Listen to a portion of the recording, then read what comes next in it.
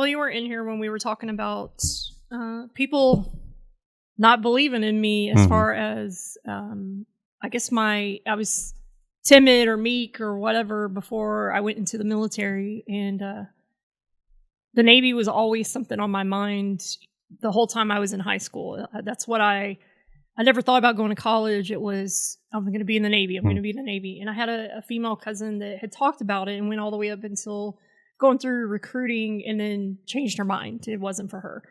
And my next door neighbor had a son that was, we'll say 3 or 4 years older than me. And he went into the military Navy immediately after high school.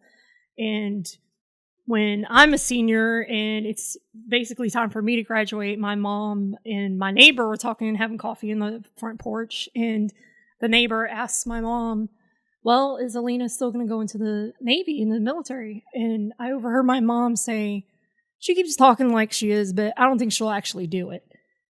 And instantly in my head, I remember thinking, oh, watch me, because I'm definitely doing this. Because I was 17 at the time, so you had to have a parent sign a waiver for you to go in early, because I was 17 when I graduated. And I had an uncle that was a Navy veteran, and he talked to the recruiters at the house with us. And he told the recruiter, he's like, all right, you told her all the great stuff. Now tell her what they really think about women in the military, and basically to give me a taste of what could happen, and he was right. There are still some old school, people that really didn't think that women should serve or were in, mostly on like ships and that sort of thing. You should be a secretary or be on shore duty or that sort of thing. And I didn't encounter that a lot, but there were a couple that I did encounter that with. And, and my recruiter, I will say, he was one of those guys that was straight with me, and we knew how to do all kinds of things before we actually went to boot camp. Unlike other stories I heard from my shipmates saying, my recruiter never told me this, or I didn't know this was going to happen. And as soon as I went in, the military was easy for me because my parents were strict, as in you always showed your elders respect, and you, yes sir, no sir, and don't question authority and that sort of thing. So it was easy for me. The discipline was already set. Yes. So it wasn't a culture shock like it was for some in my company. And so on my 18th birthday, I didn't tell anybody where I was going. I went to Huntsville, Texas, where the recruiting office was, and I told them I want to join. And they were like, okay, let's look at your ASVAB scores. And I guess they were good enough that I didn't have to retake my ASVAB or anything. And he was like, well, let's get you through MEPS. And I'm like, okay. And little did I know that was going to be a giant pain in the ass, because when I was 10 years old, I was electrocuted by the power lines. And I clinically died when that happened for a short time, but I didn't have any brain damage or side effects. I had some gnarly scars from it, but I had to go through MEPS 3 times before I finally had a doctor say, okay, this happened 10 years ago. If you're going to have any type of side effects, do what it's shown by now. So I'm going to clear you, because nobody would clear me for that reason. And I finally get in, and then we're still at MEPS, and they're looking at my ASVAB scores, and they're like, okay, when do you want to leave? And I'm like, tomorrow. And they're like, congratulations, you're a storekeeper. So I'm like, okay, I don't know what that is, but whatever gets me out of here quick. And I went into the Navy, left, first flight ever was to boot camp in Orlando, Florida. So I was one of the last companies to go through Orlando, because they were starting to shut that base down. And I was also one of the last integrated companies. So we had a brother company that, so there was our company, the all girls, and then the guy company, all guys. And what they did is they split us in half. And then they made 2 companies of mixed. And to me, that's your first taste of the military. Just being all women, that's not how it's going to be in real life, when you're out there. And went through a lot of cadence callers, and I was the only one that could call loud enough that wasn't hoarse the next day. So that's how I got the job of being a cadence caller. I could never do cadences. I could never keep the beat. I could be loud, but I could never keep the beat. And I'm a mimicker as far as I would hear other companies and neat cadences that they would do. So I would try what they were doing, you know, after I practiced it on my own. And that worked out. I felt like I was kind of invisible in boot camp as far as I didn't stand out as one of the slackers, and I didn't stand out as one of the overly athletic or anything like that. You know, I was just kind of like I was in high school, invisible. Just you know, average in a way. Yes. Which in boot camp, you don't really want to be on anybody's radar because that's when they're going to give you shit.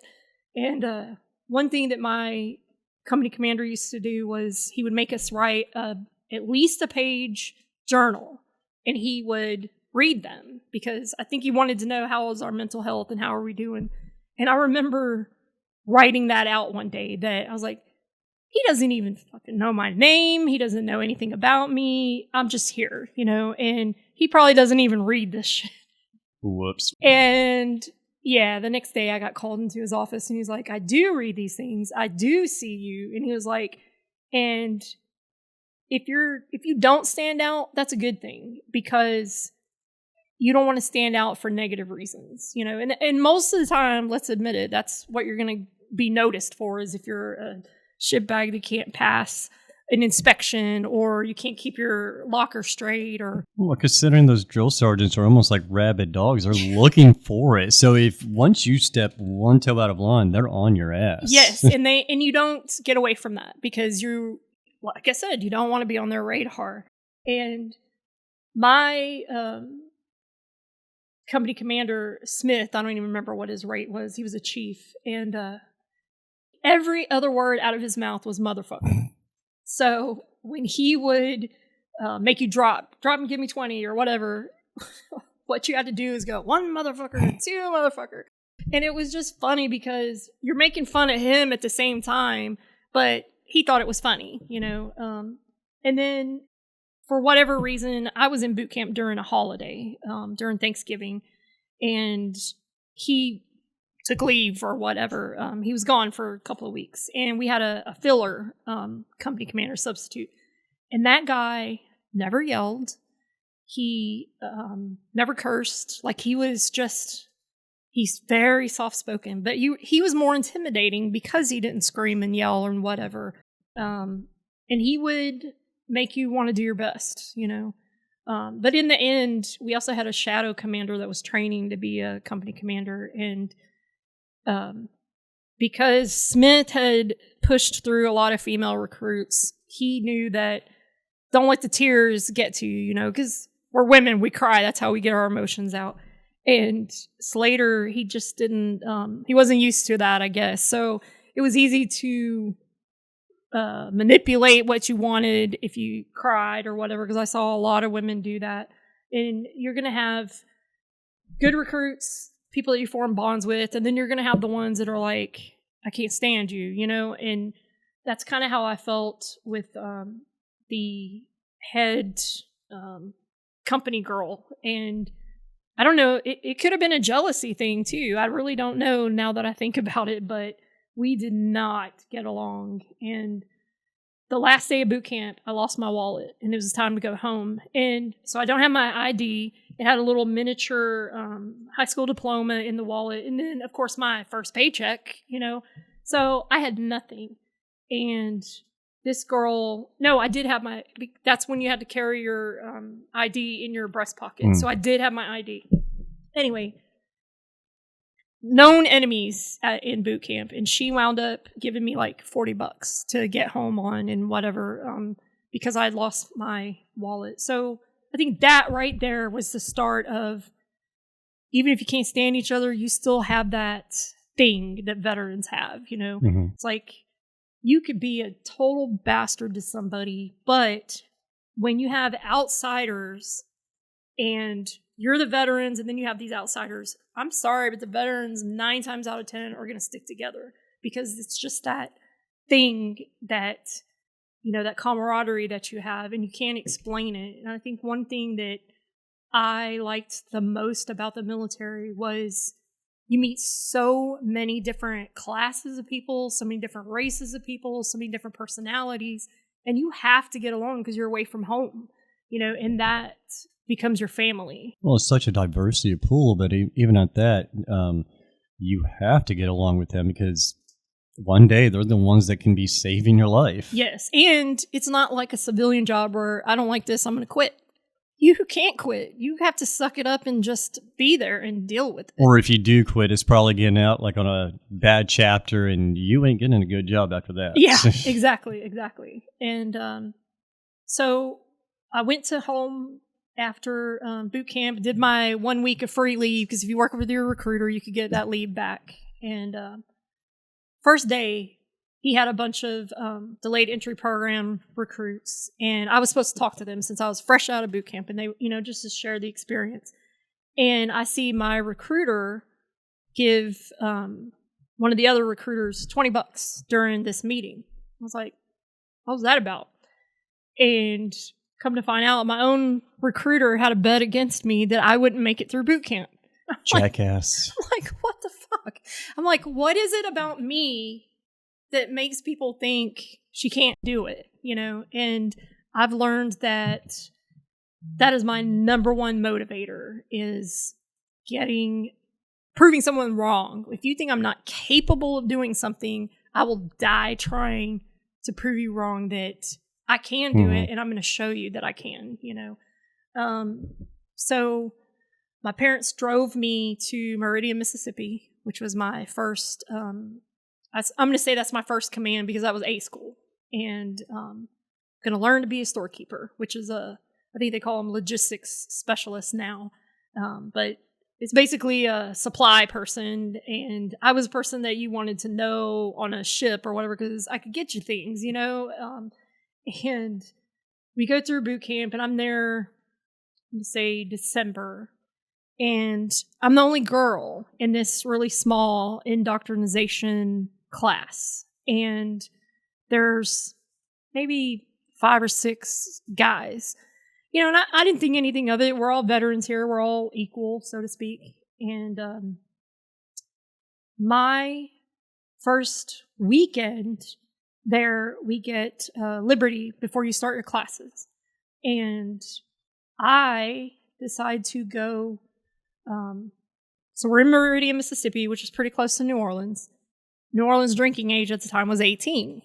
So we're all 18 or older. So I'm like, yeah, I'm going to get to party, and whatever. I'd never drank. I was a virgin, never really dated before I joined the military. So I'm like, yeah, I'm down. Let's go. And it never crossed my mind, hey, you might be putting yourself in a situation, So the first night, we drive. There was only one of us out of 4 guys and myself that had a car. And we go to Gulfport, I think. Somewhere else in Mississippi. Not quite New Orleans yet. And we're all drinking heavily, shotgunning Boone's Farm bottles, and for somebody that has never really drank before, obviously it didn't take long before I got heavily intoxicated. And I think a lot of people who do join and get that Liberty or that pass right after basic or A school, that they don't realize it. It's their first time drinking. You're going to go out there and only a little bit's going to take to fuck you up. Yeah. And yeah, for sure. So drinking heavily. The next thing I know, we're in the hotel, and we're staying in one hotel room. And next thing I know, I'm coming in and out of awareness, consciousness. I'm in this bed, and one of these guys is on top of me, and I can remember him talking, whispering, apparently somehow earlier in the night, it became known that I was a virgin. And I remember him whispering or talking in my ear, asking me, are you really a virgin? And I don't even remember if I responded or not. Because like I said, I'm coming in and out. And next thing I know, he's inside of me, and I'm like, whoa, what's happening? And then I kind of go out of it again. And I remember, here comes the next guy.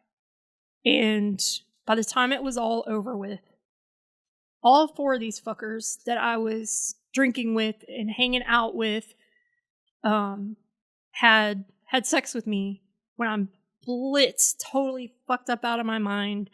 I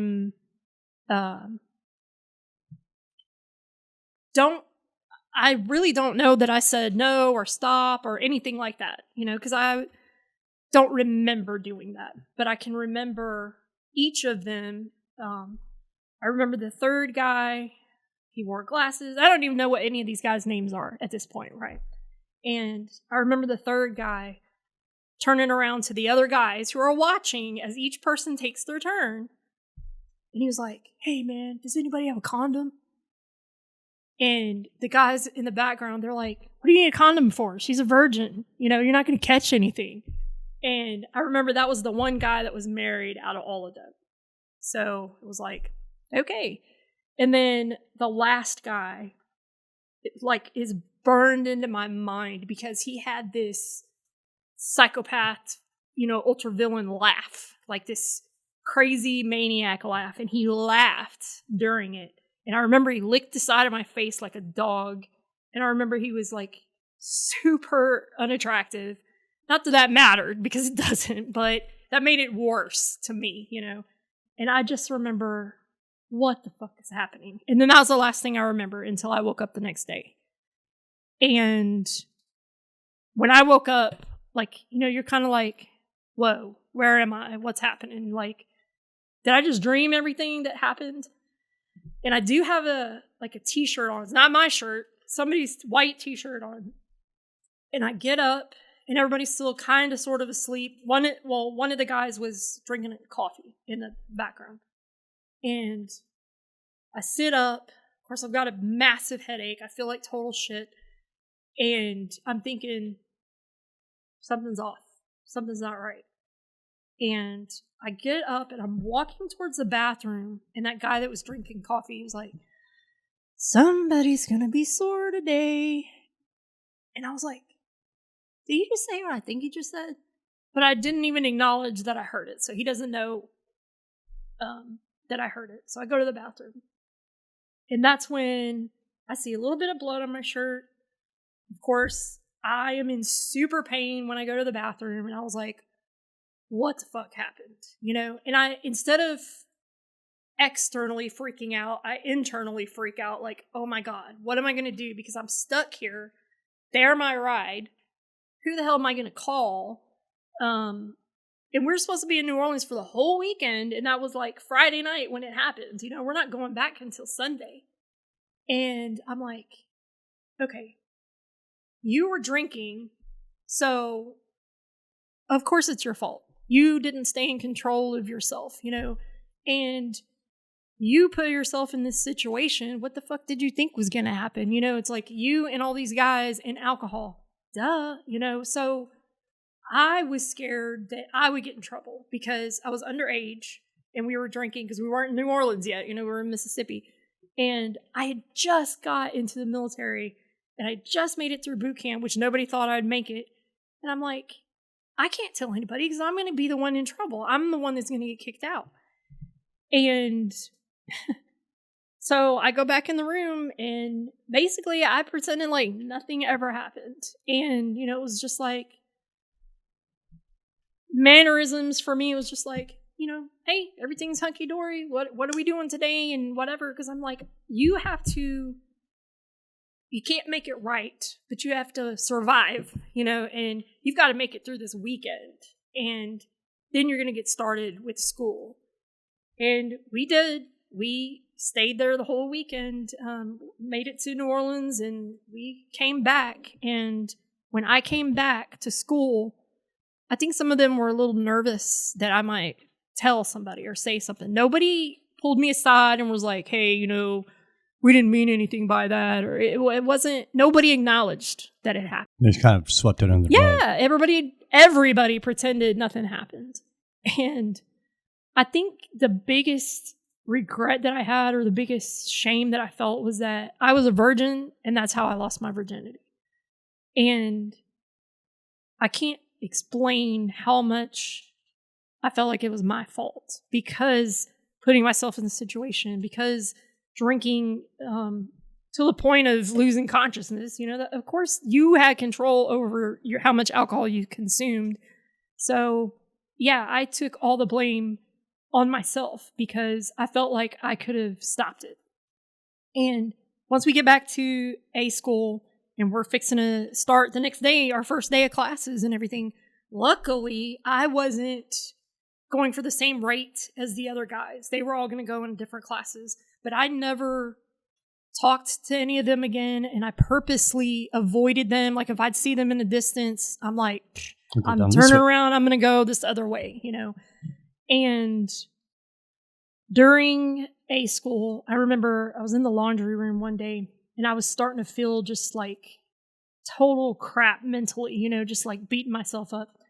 And one of the guys that I was in boot camp with, he was the recruit chief petty officer.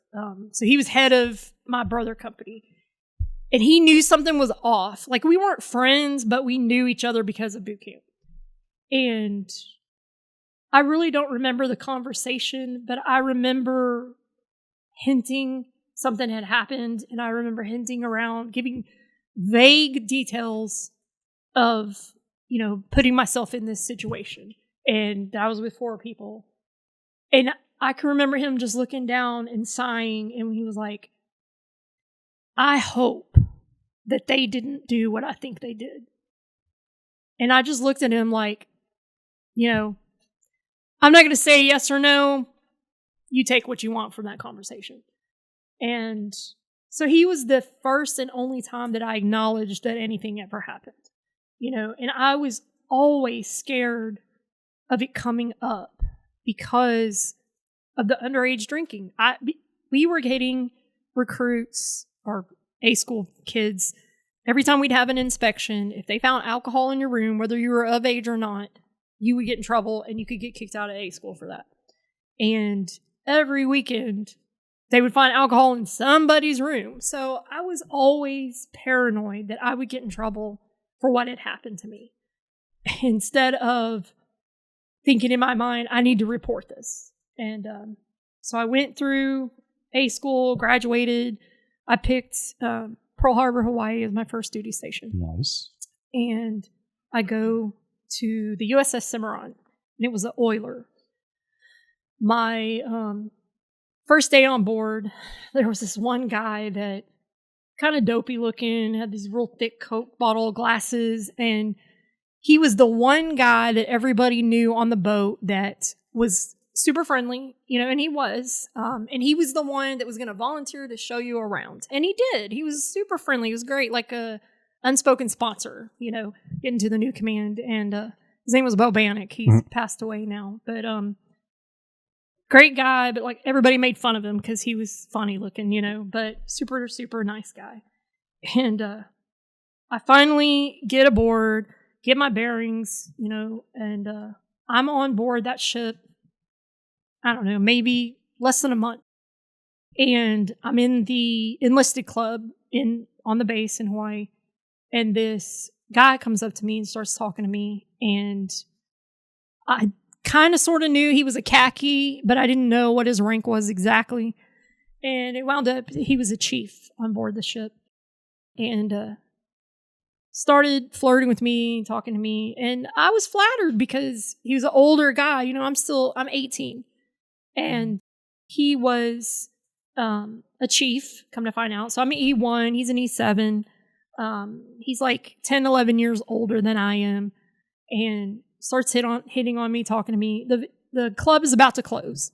And he was like, hey, why don't we get out of here or whatever. And I wanted to, because I was flattered that he was talking to me. But at the same time, I knew you shouldn't do this. Don't go. But against my better judgment, I went, and it was with 2 other people aboard the ship, both E5 second classes.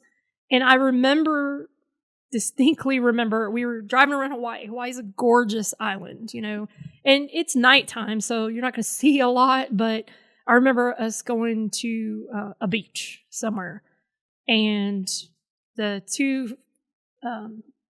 second classes, they go one way, and me and the chief go the other way. And had I not read it in a journaling of notes 30 years later, I wouldn't have remembered this happening. But we wound up having sex on the beach that night. And I remember feeling obligated to do this because, well, you gave him the impression you were going to do it because you left with him. So you kind of owe it to him to do this. And anyway, I don't remember getting back to the boat. We're back to the boat. And that's when I found out for sure that he was a chief. Then I found out he was married. Then I found out his wife was pregnant and also in the military. And he started pursuing me, if you want to call it that. He would seek me out. You know, this is before cell phones and emails and crap like that you have clandestine communication. So you have to do word of mouth with somebody you trust or face-to-face. And it just wound up to where we started, if you even want to call it dating, because I don't think that's really what it was, a fling, whatever. And part of me, it was he's authoritative, you know, he's older than me. All those things that were ingrained in me whenever I was a kid, you don't say no to these things, you know. Now, if I were to say I was forced into it or anything like that, it wasn't like that. But I understand now, as a 50-year-old and as someone who has a better understanding, that, yeah, it was wrong. It was inappropriate. It was traumatizing later on, because anytime that I would try to stop seeing him or stop messing with him, he would always come back. Like, basically, it's not going to be over till I say it's over kind of situation. And because he was married, because he was older, because he was the higher ranking person, the entire relationship or the dynamics of the relationship was on him, because I couldn't seek him out, you know, because that's instantly going to get him in trouble if anybody else knows about it. And so basically, I've got to wait for him to contact me. I've got to wait for him to do this. Plus, I didn't have a car back then, this before cell phones. And he would find me, hey, you know, my wife's on duty this weekend. Do you want to hang out or whatever? So it's like, yeah, we did. And yes, I'm ashamed to say we went to his house, you know, and messed around in his house. And as a matter of fact, his wife caught us at the house one day. And I think she was tipped off by a neighbor. Good on that neighbor for, you know, ratting us out, because it needed to be done. And we were upstairs in bed, no clothes on, and he hears a door slam, like a car door. He's like, he gets up out of bed, goes to the window. He's like, oh shit, my wife's here. And I'm like, what? Like, what are we supposed to do? What am I supposed to do? And he jumps out of bed, throws on some clothes, and he's like, hide. And I'm thinking, where the fuck am I supposed to go? You know, so I didn't have time to throw clothes on or anything. So what I do, I grab all my stuff and I get under the bed. And I can hear him downstairs talking to her. And I can't hear exactly what they're saying, but then I hear them coming up. And she's like, why are you following me around like a damn dog? You know, she was like, why are you following me? And he was like, well, I don't understand why you're here. You know, he's like, I thought you were on duty. She's like, I am on duty. I'm writing evaluations. I need whatever, paperwork. That was the excuse that she gave. And she's like looking around and she's like moving curtains and opening doors and like she's looking for something. The inevitable's coming. Yes. And then they have a bathroom, I think, in the corner of their room. And I could see the feet the whole time. And he was like following her around, probably shitting his pants. And then finally, she was like, go check on Justin, which was their kid, you know, and fine. So he goes downstairs, he leaves the room, and I'm thinking, oh shit, oh shit, oh shit. And she goes to the corner of the room, she stops, And this whole time, my heart's beating like crazy. And she squats down. And I was like, oh, shit. So I turned my head the other way. And she was like, you can come out now. I was like, she's not talking to me. She's like, yeah, you. Under the bed, I see you. She's like, you can come out now. I was like, oh my God, what the fuck am I going to do? And I'm like, I'm not doing anything until he tells me what I'm supposed to do because I don't know what to do. And then she like screams for him, you know, I won't say his name out loud, but you know, she's like, get your ass up here. And he comes up there and she was like, who is that? You know, and he's like, I don't know what you're talking about. She's got a stranger under the damn bed. Who the fuck is under our bed right now? You know, and she was like, and she's still down next to the bed, and she was like, you need to come out, because if you don't come out, I'm going to drag you out. And this woman, even though she was like 6-7 months pregnant, she was very athletic and very fit, and she looked like a MMA female fighter, okay? So this was a badass bitch that was going to kick my ass if I came out from under this bed. And I'm like, there's no way I'm coming out within reach of her. Well, because I didn't move, because he didn't tell me what to do, I'm just stuck there. And finally, she like shoves the bed over to where now I'm within her reach if I don't move, you know. So I'm like, okay. So I go out the opposite direction of where she is. And I come out from under the bed and I'm just staring her down like, I don't know what to say. I don't know what to do. I don't want to apologize. I don't want to talk. I want to look at him and ask, what am I supposed to say? What am I supposed to do? You know, and when I come out from under the bed, she was like, that's who I thought it was. And I'm like, okay, what is that supposed to mean? Because I was confused at that point.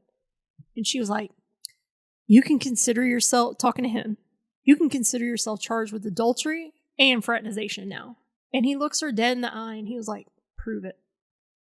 And both she and I both look at him, jaws drop, like, are you fucking serious? I just caught her in my house. He was like, it's your word against mine, and I'm a higher rank than you are. Does that tell you the mentality that I'm dealing with? A little power trip and ego, yes. Napoleon complex. And he was like, prove it. He was like, it's your word against ours. And he was like, and if we don't admit anything, they can't prove shit. And I was just like, holy shit. And I'm freaking out in my head, and I'm trying to get dressed at the same time, you know. And she looks at me, and she was like, why are you still here? She's like, get the fuck out of my house. And I'm looking at him, waiting on him to tell me what to do. And I'm like, okay, I don't know what to do. How am I supposed to get there? Because he drove us there from the boat. I live on the ship. He's in housing. That's a long ass walk, you know, but he goes to grab his keys and whatever. And she's like, where do you think you're going? He's like, I'm taking her back to the boat. She's like, oh, hell no, you're not. She's like, her ass can walk. And I'm thinking, great. I don't know how to get there. It's dark. I'm in this situation that I'm like, there's no win for me, you know? So I grab my shit and I walk out the door and I start walking. And I don't even know how long I had been walking, freaking out. I'm crying because I'm like, I can't believe this just happened. Then I feel like total shame and total shit because that's just an unspoken rule. You don't do that in somebody's house. Their marriage bed and all of those things. You know, it's against everything you've ever been taught and everything that you know is right and wrong. You don't do that. And I crossed that line. Again, I'm blaming me. I'm the one that didn't say no. And walking for a bit, he picks me up, takes me back to the boat. I finally get back to the boat. And he drops me off and then leaves again. And as soon as it's a long pier to get to the brow. And when I get up there, whoever the petty officer of the watch was, they were like, hey, Chief wants you to meet him at so-and-so. Whatever the name of the dock was at the end of the pier. And I'm like, I just fucking got here. Are you serious right now? And they're like, I'm just relaying the message. He said to meet him there. And I'm like, okay. So I go and I'm waiting for like 45 minutes and I'm thinking, he's not going to come. Why is he asking me to sit here? And I'm sitting here, of course, going over everything in my mind. And I see a car finally pull up and he gets out. He's got suitcases in hand and he's walking towards the ship. And he didn't see me, even though he's the one that told me to be there. Well, she fucking saw me. And I'm like, oh my God, he's not around, so she's coming to beat my ass. And I remember just being so scared, sitting there at the end of this pier. It was a little gazebo thing. And she walks up and she like slams her car door and she walks up. She's not, but she's like, I just want to talk to you. She's like, I'm not going to hurt you. And I'm thinking, okay, we'll see, And she was like, I don't know if you really understand what's happened. She was like, you're just a kid. And I remember instantly being pissed that she called me a kid, But I was 18 years old. I was a kid, But at that time, I'm like, how dare you call me a kid? I'm not a kid. I just graduated boot camp. Yeah, it's like, And, she just went into this whole thing about, hey, we've had our problems, and that unspoken woman rule, she brought that up, about doing it in my house and whatnot. And, she was like, well, he picked you. And I'm like, what? She was like, he wants to come to the boat and do this and that and the other. And I'm still numb of what all happened, because that was just insane being caught in that situation. Something you'd see on a stupid TV show, And finally, he notices that I'm at the end of the pier and he sees her and he's probably thinking the same thing I was, like, oh crap. So he comes finally and she was like, I'm leaving, because I guess he started to talk to her, say something. She gets in the car and he wants to know what she said. And I'm like, that's between us. You don't need to know that. And I never did tell him what she said, but it still just over and over in my mind was that she called me a kid. And that was the thing that I concentrated on, is that she called me a kid. And so this relationship, fling, whatever you want to call it, went on for 4 or 5 months. Anytime that I had to go to sick bay for any reason, which you didn't do back then because you were sick bay commando, they highly discourage you going to sick call. And they're just going to give you a Motrin and water anyways, no matter what it was. If he happened to be walking down that passageway and saw me at sick call, he would start freaking out. And basically, he's thinking, she's pregnant. Oh my God, she thinks she's pregnant. I'm going to get caught. I'm going to get in trouble. And he would always give me the 5th degree if he saw me anywhere near sick bay. Everything okay? Just always grilling me. And so it finally got to the point, like, that happened to me twice. And then I was like, I don't care how sick I am or what is wrong. I'm not going to sick call anymore on this ship for that reason. And then we got questioned. I got questioned because there started to be rumors going around about the two of us. And nobody ever actually saw the two of us together in a romantic way. It was just assumptions. And commanding officer and my department head questioned me in front of the captain in the XO, and they were like, we want to know if you have a relationship with this chief. I'm like, no. Because one thing he told me, no matter what happens, if you deny it, they can't prove it. He's like, no matter what, say no. So I did, and like, no, this didn't happen. And I'm not going to say you can't prove it or whatever. It was just like, no, I know that that's wrong. I know that would be fraternizing. No. And they left it at that. And then they documented it in my record. Well, fast forward to my birthday, which is in July. And he picks me up. Like, I happen to be outside on the pier. A smoking pit was down there. And he was in his car and he was like, hey, you want to go for a ride? So I'm like, okay. So I knew it was near my birthday. I never knew when we were going to have our one-on-one time. Never knew, because it was always, he was getting control of that. So I'm out there. We go for a ride. We messed around in his car. And that was the last time that we ever talked to each other or anything. And I think when he thought that I might tell on him, like during that questioning of with the commanding officer, back up a little bit, that was the first time he told me that he loved me. And I think he did it as another manipulation thing that, well, she thinks that I love her. She's definitely not going to rat me out, and whatever.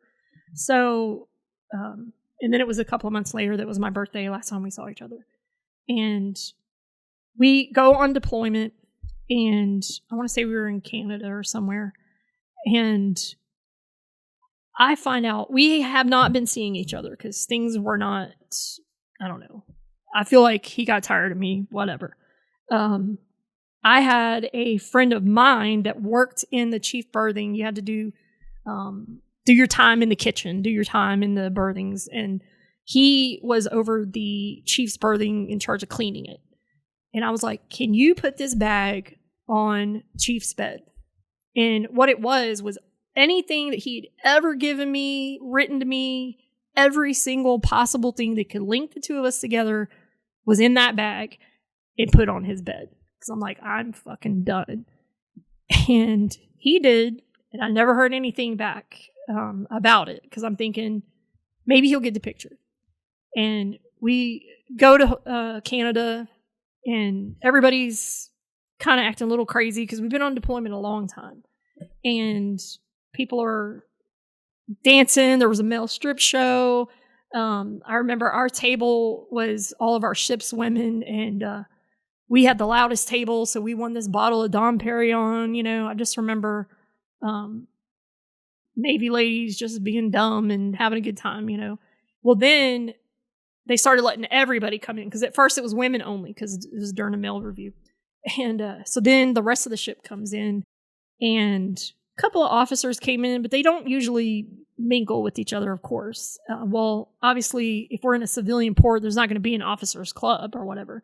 So a couple of officers are there, and people are not wanting to let their hair down completely because there's people watching that they could get in trouble. Well, for whatever reason, I got picked to, because our executive officer happened to be in there having a drink. And one of my jobs on the ship was the wardroom, which was all the officers. And I had to clean their barracks. I had to serve them during meal times and whatnot. Well, our executive officer, he never ate dessert, but he liked to have coffee in the evenings. So I had to bring coffee to his stateroom every night. So what is the one thing that everybody assumes is happening? They think I'm screwing him because I'm going to his room every single night with his coffee. And because the XO was in the club at the time, nobody wanted to let loose. And they're like, hey, Walding, why don't you go over there and loosen up the XO and, get him off our backs so that we can, we can cut loose. And they're like, go dance with him. And I'm like, he's not going to dance with me. He's an officer. Well, he does. And we are all having a good time. And I guess because an officer danced with me, it was like super taboo, and that bit us in the ass later. Okay. We go to another deployment. I don't even remember what port we're in. San Diego, I think. Still on this same freaking deployment. And a new girl had come aboard the ship, and she missed ship's movement, and nobody knew why. And come to find out, she reported that she was sexually assaulted. Nobody believed her. Surprise, surprise. And apparently there was a party in some barracks with a lot of our ship's people at this particular party. And I wasn't there, so I don't know what happened. I just know that a lot of people, because of that accusation, Navy Criminal Investigative Services came on board the ship and interviewed everybody once we got back to home port. Because, missing ship's movement, that's a super bad thing to happen, and you're going to go to Captain's Mast for that. And when NCIS came on board and started interviewing people, the chief and I hadn't been a fling or associated whatsoever for 6 whole months. But apparently people thought we were still dating or whatever. So all these people that had never seen us actually together or anything started singing like canaries and pointing fingers. And they were like, well, you should talk to Walding because she and the chief, messed around. And just out of that one accusation with the young lady that got assaulted, there were 22 of us that got stuck on the chopping block from that one investigation, because now we're not just talking about that sexual assault. Now we're talking about, well, this master chief and this chief messed around, and this person and that person messed around, and this person's doing drugs, and this person is drinking in the barracks room, on the ship. And so everybody started pointing fingers at everybody else. And out of 21, 22 of us, everybody got kicked off the boat. Didn't get kicked out immediately, but we were about to go on another 6-month deployment. And I'm the only one, for whatever reason, that got to go on deployment. And I started going. We get to our first port, and I get sent back to home base, which was Hawaii. And one of my really, really close friends, who wound up being my ex-husband now, but he was a radioman at the time. So he would see any messages, from different places. And he happened to see the message from our captain to the base commander, which was an admiral, asking, do they want to do captain's mast for me on the boat, or do they want to send me back to Hawaii and let them deal with it? Well, they chose to send me back to Hawaii and let them deal with it. And I was going to be brought up on charges for fraternization, telling a false official statement, and adultery. And I'm thinking, adultery? I'm not even fucking married. Why am I going to get in trouble for that? Anyway, so I get back to Hawaii, and I have to go in front of the admiral. I had 3 days before I actually went to Admiral's Mass, and they were like, you can give a statement when you're there, and you can either write it or you can speak it. And I'm like, I know I'm not going to be able to talk when I'm at this Mass because, somebody that high of a rank, you need to be seen, not heard, is how I felt at the time. Well, and they're intimidating as fuck. Hell yes. And he was this old dude that never talked. Never. He wasn't like outgoing and friendly with everybody. Maybe he was with the other officers, but you never saw a smile on his face. You never saw him talk to anybody that was lower ranked than him. Never. And so I wrote a statement. I still have that statement to this day. It's like the best paper I ever wrote in my life, and it was like, I did it. I messed around with this chief, but I don't want to get kicked out of the military. That was always my biggest fear, was getting kicked out of the Navy. And I really don't know why. I guess because that was like such a big dream of mine, was to be in, because I felt like I was somebody in the military. And so I basically said, okay, I fucked up. I knew it was wrong. I'm not going to put the blame on anybody else. I accept my responsibility. Please don't kick me out. Was the gist of the paper. And he read it, and he was like, I'm up there at Mass. And I just so happened to have 2 people, an officer and a master chief, that had served on my ship, that literally the day of my Mass, I asked them if they would be character witnesses for me. And they both did. And they both spoke, highly of me to the admiral. But he was like, I read your statement, and I respect that you didn't push the blame on anybody else. I respect that you just took your medicine, basically. And he was looking through, and I had just gotten to E3. And I don't know if it's like this for all the branches, but for Navy, there's no test you have to take. It's just time that you have to go through and serve to get promoted those 2 nothing ranks. Yeah, the time in service, yes, until you get to NCO rank, I think it is. So I had literally, within the month, just got to E3. And he was like, thumbing through, and he was like, okay, you're going to go on restriction. I think it was 45 days restriction, 45 days no pay. And he kept thumbing through this folder. And then at the last second, he was like, and demotion. back to an E1. I was like, son of a bitch, because I'm like, that's 2 whole years I just lost. And that's some money too. Yeah. And I'm like, okay, so in Hawaii, if you are not serving on a ship, there's a place called, I think it was called Ford Island. And basically we called it Alcatraz because that's where everybody had to go that was serving restriction time, or basically if you were in jail, that's where you had to go. And it was literally an island that you had to take a tugboat to get to. Well, I, for whatever reason, did not have to go to Ford Island to do my restriction time. They actually put me on another ship. And I'm the only one that they did this to. So I went to the other oiler that was stationed there and did my restriction time there. I did my storekeeper duties and that sort of thing.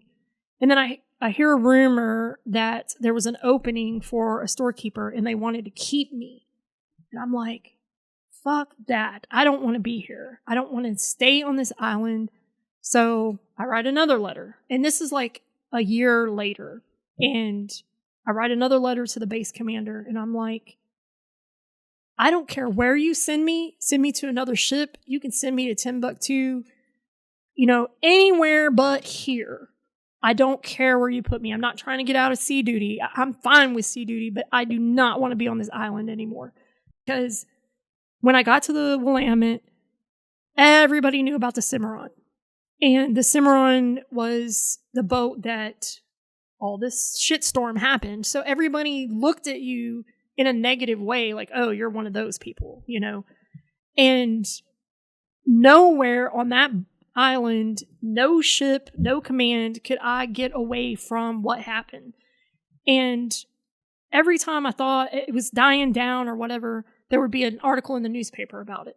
I have like 3 newspaper articles because it came out 3 different times. Oh, wow. Anytime something new in the disciplinary action for any of those 20 people, all of it would get drugged back up. So it's like, no matter what, I can't get away from this shit. And I still have those articles to this day, which I never knew I even kept them until later on.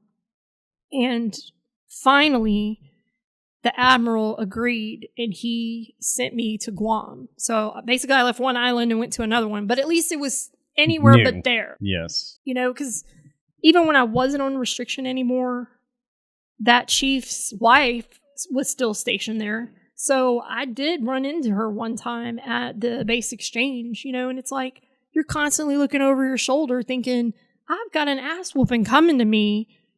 Let's just get it over with, but I'm constantly in fear of running into one of them. So, they finally granted it. But before that happened, backing up a little bit, the chief, he fought. He was the only one that didn't just say, okay, I did it. Let's get this over with. What's my punishment? He fought it, and he took his case all the way up to a court-martial. Because he could have just stayed with the non-judicial punishment and went to captain's mast. But he chose to do a court-martial instead. Well, I was basically the only witness that had any teeth to it, so they called me. I had to deal with JAG in Hawaii for, 6-7 months of tell me exactly what happened. And I'm like, I don't want to tell you that. I don't want to talk about it, And backing up a little bit, when I got sent back to Hawaii to deal with the captain's mast, my first night that I got there, I found somebody that was on my boat. I had the chief's phone number memorized, and I had that person call the chief because I don't know what's going on. What's been said, what hasn't been said, what am I supposed to say, what am I not supposed to say? So I had this person call the chief's house to, okay, let's get our story straight. What do you want me to do, basically? Because I literally would have done anything for that person because that's how much of a grasp they had on me, is that I would have lied without hesitation if that's what they told me to do. I would have stuck to this story. And he didn't accept my phone call. Like he got the gist of what was going on and ended the call, basically. Well, unbeknownst to me, because like I said, I just got to the island. I haven't talked to anybody official. There was a no contact order, but I hadn't been given that yet because I hadn't talked to anybody official yet. And so he turned me in that I tried to contact him. Okay, well, I can't get in trouble for it because I wasn't given that order yet, But shortly after, I get this order and I have to go to JAG. I'm still on restriction. I have to go to JAG every week, every 2 weeks, and I have to give new details. I have to write out as detailed as possible a timeline from day one to the very end of it. And that sucked, going through every single thing. And later on in life, I found that timeline. And there were things on that timeline that I'd forgotten about or blocked out that even happened. I was like, had I not written this, had this not been my handwriting on this day, I would have denied that ever happened, because I didn't remember it. Just like the first time we had sex, I didn't know that was the first time because I totally forgot about it. I don't know if it's blocking it out. I don't know if it's age. I don't know why, but I just didn't remember. But I remembered everything up until that point. I remember leaving the bar. I remember who we were with. I remember we were in a Jeep. I remember we, did all these different things. But when it came to that act, I did not remember that. And we're at court martial. I'm like the star witness or whatever. And I am scared as hell because I feel like I'm fixing to ruin somebody's life. Everything is me. It's my fault. I did this, never once did I blame him. I took all the blame on me every single time. And we used to have this little secret signal when we were in mixed companies so that we didn't get in trouble for talking to each other. And we would touch the side of our nose, when we were talking, trying to say hello or whatever to each other secretly. And during that damn court martial, he fucking did that when I was on the stand. And it totally messed me up as far as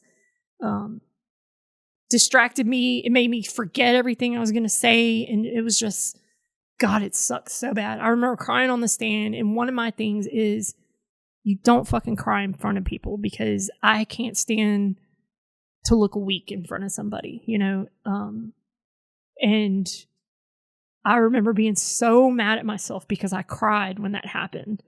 I'm like, you look like a dumbass girl, why can't you just be a grown up, or whatever. So I felt like a little kid on that stand. And there's nothing but officers in this room, and I'm the lowest ranking person. I'm in my dress whites and scared as hell. And I have to tell all the details, including us getting caught, by his wife. And it fucking sucked. And I just remember being just completely messed up after that because to this day, I still carry guilt that I feel like I ruined that person's life. Even though we hadn't been seeing each other, he messed around with somebody else after me. That's what got him caught. You know what I mean? So it was a pattern of behavior that he had. But unfortunately, I absorbed the blame, self-blame.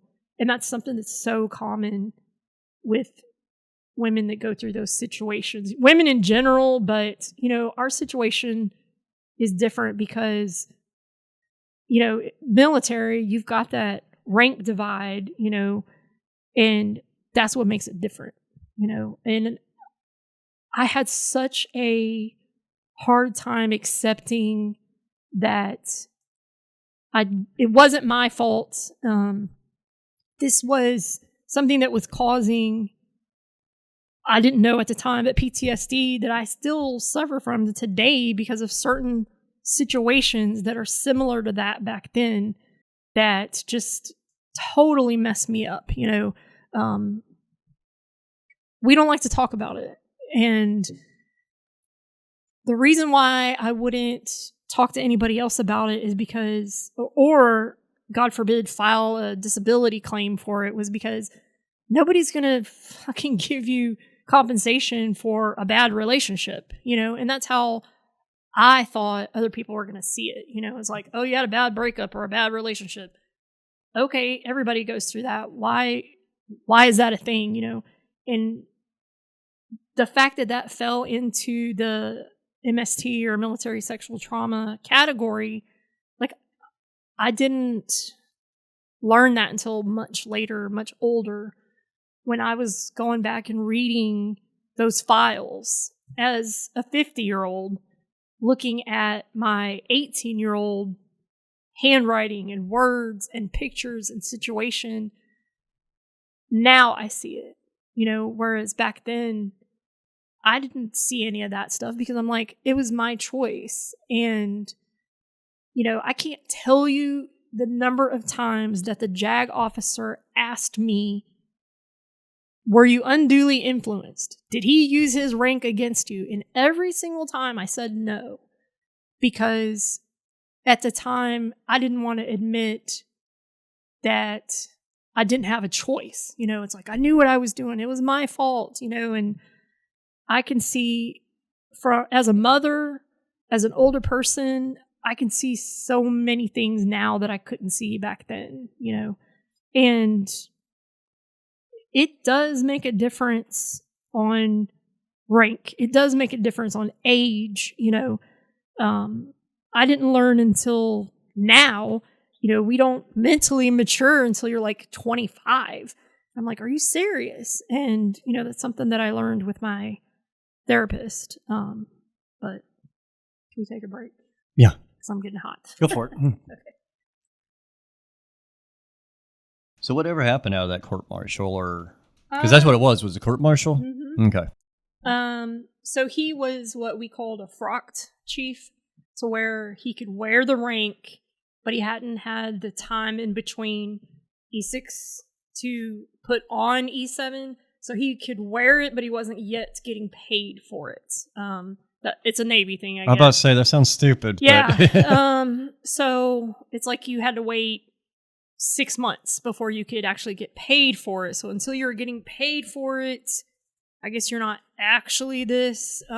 Anyway, so he was what we called a frocked chief. So he wore the uniform before he was getting paid, which was perfectly legal. But he got busted in rank to an E5. So imagine going from khakis back to a blue shirt, you know. And I'm sorry, but for what he went up for, how does that not label you as a shitbag? You know, I don't know what other people thought of him. I still to this day think people think that it's my fault, just like I think it's my fault. I've seen on the Cimarron page people talking about it, and it's always leans towards me being the reason, you know, like some stupid girl, you know, spouted off her mouth and whatever. I don't know where he went or what happened to him after, because I didn't give a shit. I mean, he only got busted down 1 rank. You got busted down 3. And I mean, I don't care who you are, but if you're a higher rank in the military, whether it's Navy, Marines, Air Force, Army, Coast Guard, whatever, if you're higher and you're an NCO, you should fucking know better. It should have already been drilled in your head. Mm-hmm. And I don't think that it's not fair that he only got busted down 1 rank and that's it. I mean, he should have been court-martialed, in my opinion. Yeah, and I think one of the newspaper articles that I have mentions some of his punishment. I know for sure he got busted in rank, and of course he got restriction, no pay, but I don't remember for how long, and I don't know what else happened, because I really don't remember. I just know that if you said you were from the Cimarron, people looked at you weird. Even if you weren't one of those that was caught up in what happened. You were just associated with the scandal at the time. And, you know, something that one of the commanding officers tried to implement after all of that crap happened was no 2 people aboard the ship could date each other. And you can't do that as far as a rule, you know, because if you're within the rank structure that's allowed, you can't stop people from, and plus, I'm sorry, I'm probably one of those people. If you tell me I can't do something, of course I want to do it.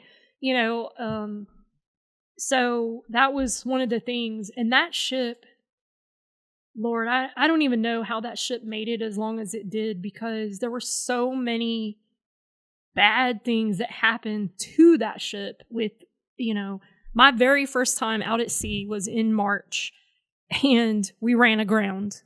So that's one captain that got relieved. Yep.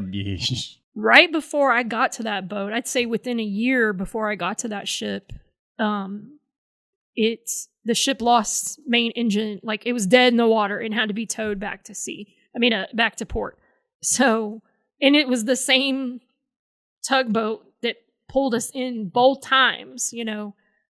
That first, it was a female captain, which is also unusual for that time. She got relieved because I don't know if she ran the ship too hard. I don't know the circumstances because I wasn't there. I just know that they had to be towed back because the engine broke. And then my first time out at sea, we ran aground. And another, you know, then the whole NCIS thing happened, and huge investigation. There's in the newspapers all over the damn place. Well, then later on, I get stationed in Guam, and I'm on a merchant marine ship. A couple of commands later, once I got to Guam, and that ship and the Cimarron were doing an unrep at sea, and the Cimarron ran into them, so they collided. So that was another thing that happened. If you go to Wikipedia, I looked up the Cimarron, and that one, it mentions all the other things except that one.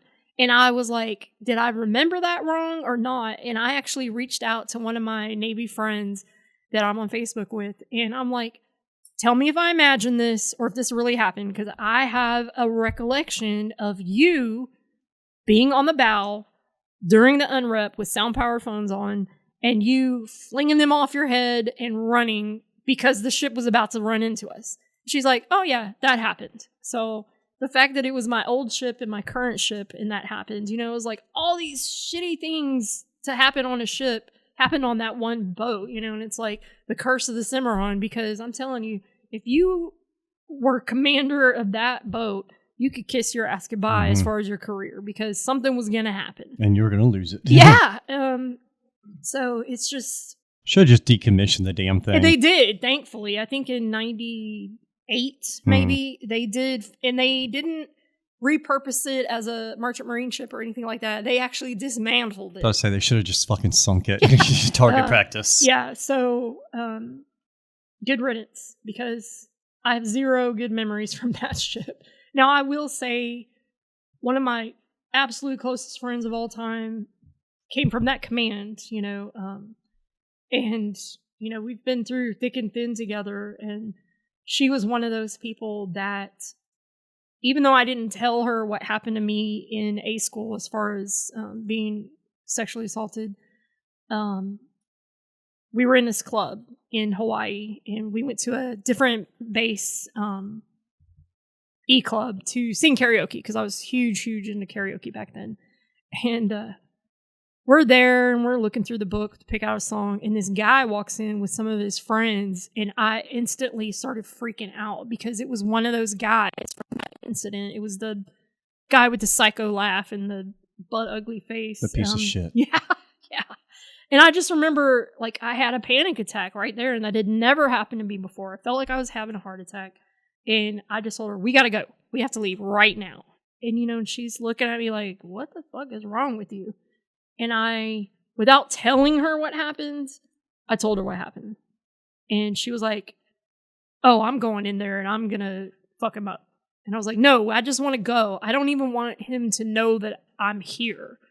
And I don't know if he recognized me or not. It doesn't matter, because we left, and thank God I never saw him again.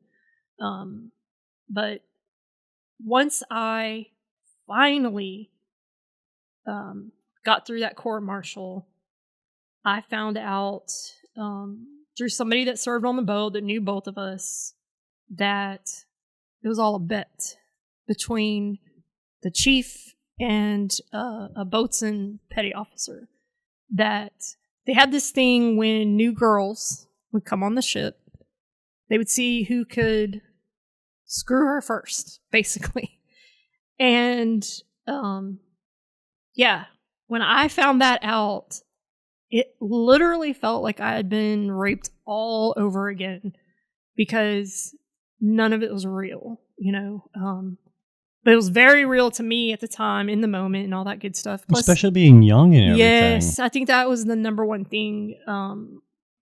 Being young and naive and not really having the experience in relationships. So, hell yeah, I believed it when he said he loved me or whatever. And now, just to even say that word out loud in that context literally makes me nauseous. And again, I didn't know at the time that I had emotional and mental scars from it. And of course, what I know now is PTSD. One of the things that is a trigger for me that I'm embarrassed to say out loud, because in my mind, it sounds so stupid, is if I'm watching a TV show or a movie and there's a couple on there, a male and a female, that are having a romantic moment and they start kissing, that fucks me up every single time. It is like that Pavlov's dogs, or whatever, when you ring a bell. Ring for that me, bell. I could just see a photo of two people kissing. That doesn't bother me. It's knowing the intimacy between the two people, even though that shit's not real on the TV, that's all fiction. I can't explain what comes over me for that to be my number one trigger. And I don't like people that I don't know touching me, like hugging me or whatever. It's like, if we're not cool like that, don't touch me. Yeah. And, it's kind of a running joke at work, it's like, not a hugger, and it's like, but they don't understand why. And yeah, I will, like, I'm going to hug you if you're going to come in for a hug or whatever. But if I don't know you, please don't fucking touch me. And it's hard to explain to somebody that doesn't experience that kind of thing themselves, I never would acknowledge it. I always blamed myself for it. I blew it off as, you're a stupid kid, you had a bad relationship, get over it, and that was something that today me could not understand. Why can't you just get the fuck over it? It's not even something bad. It is bad, but I'm saying it's, if you compare yourself to somebody else that was also sexually assaulted or what have you, it feels like my situation is so much less than somebody else. But I'm sure there's somebody else that are thinking the exact same thing, It took me 30 years to realize or understand what sexual trauma in general was, because, what we picture rape being is, like a serial killer forcing you down with a knife to your neck, and having sex with you. That's, the instant thing that we think about when you say the word rape. Force, basically what I think of with that word is force. Force, brutality. Yes. And, in both of those situations, like specifically with the chief, that wasn't rape whatsoever, because I was a willing participant. But I do know now that was, I was manipulated, taken advantage of, as a young person, as a lower ranked person. And I never ever would have acknowledged that, or I would have fought to the death saying, you're wrong. It was my choice, my decision. But when I looked back on some notes that I had written from that court martial, and I was like, wow, So his wife, at the time was pregnant with a girl.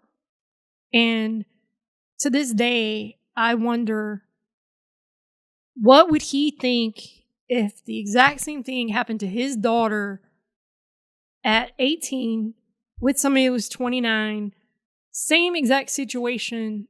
Would he see it differently, because he has a daughter? Because, I mean, that's something that's got to make you pause, or make you see things differently. When you become a parent, you see the world differently. Mm-hmm. I don't have daughters, but older me sees how I was taken advantage of big time as younger me. I was so easily influenced, and I am not exaggerating when I say I would have literally done anything. I mean, probably short of killing somebody, which, I mean, just to be honest with you, I mean, that's how strong the hold was, You're infatuated. Big time. And I do believe age played a huge part of that. But, I got to my first command once I finally got off the island. I went to Guam and was on the USS Holland.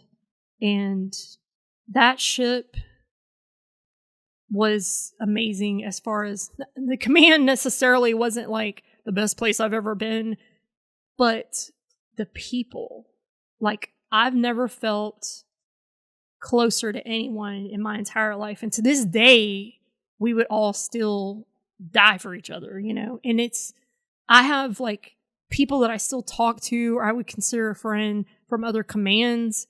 But that one ship, there's a group of about, I'd say 25, 30 of us that we just had something together with each other. Never once could you leave that ship by yourself. You were allowed to, but you just didn't, because, we were all so close. And I don't know if it's the fact that we were so far away from home, or I really can't put my finger on one specific thing. We just all got along so well with each other, and we all bonded so strongly with each other. And it's crazy looking back now on, I have found out later on in life with telling my story that similar things happened to other shipmates of mine.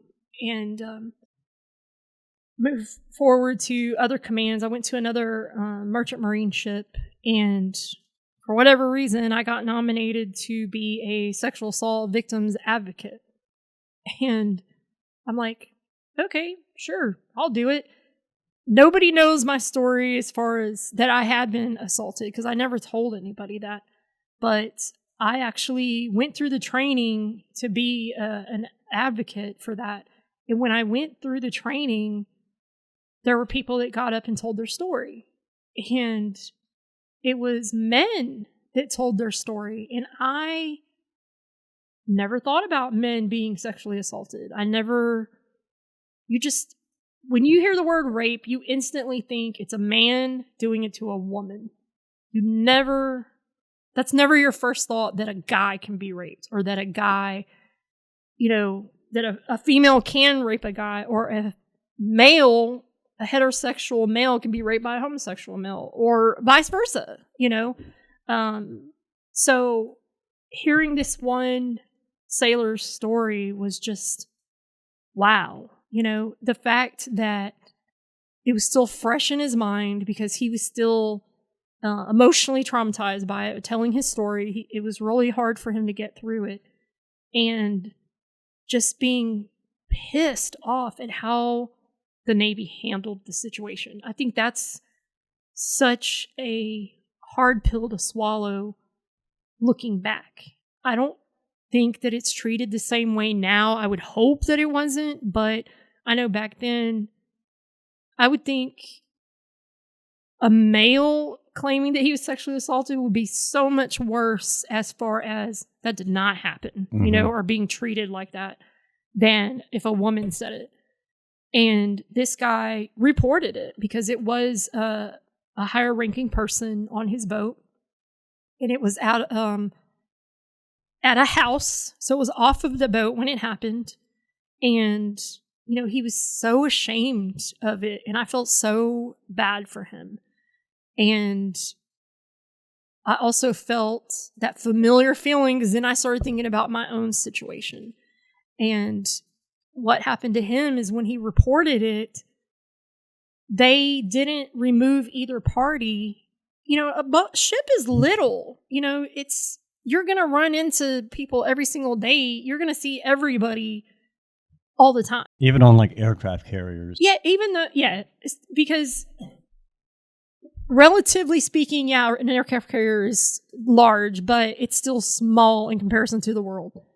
And he got sent on deployment, and they didn't separate them, so he had to see the person that assaulted him every single day. And of course that's going to mess you up mentally. Of course your performance is going to fail, and he started getting in trouble because, his physical appearance started lacking and his performance started lacking. So he's starting to get graded on his evaluations poorly and everything. And they don't take into consideration that this happened. And the fact that they deployed him under that supervisor just appalled me, that they didn't do anything or they didn't take it seriously.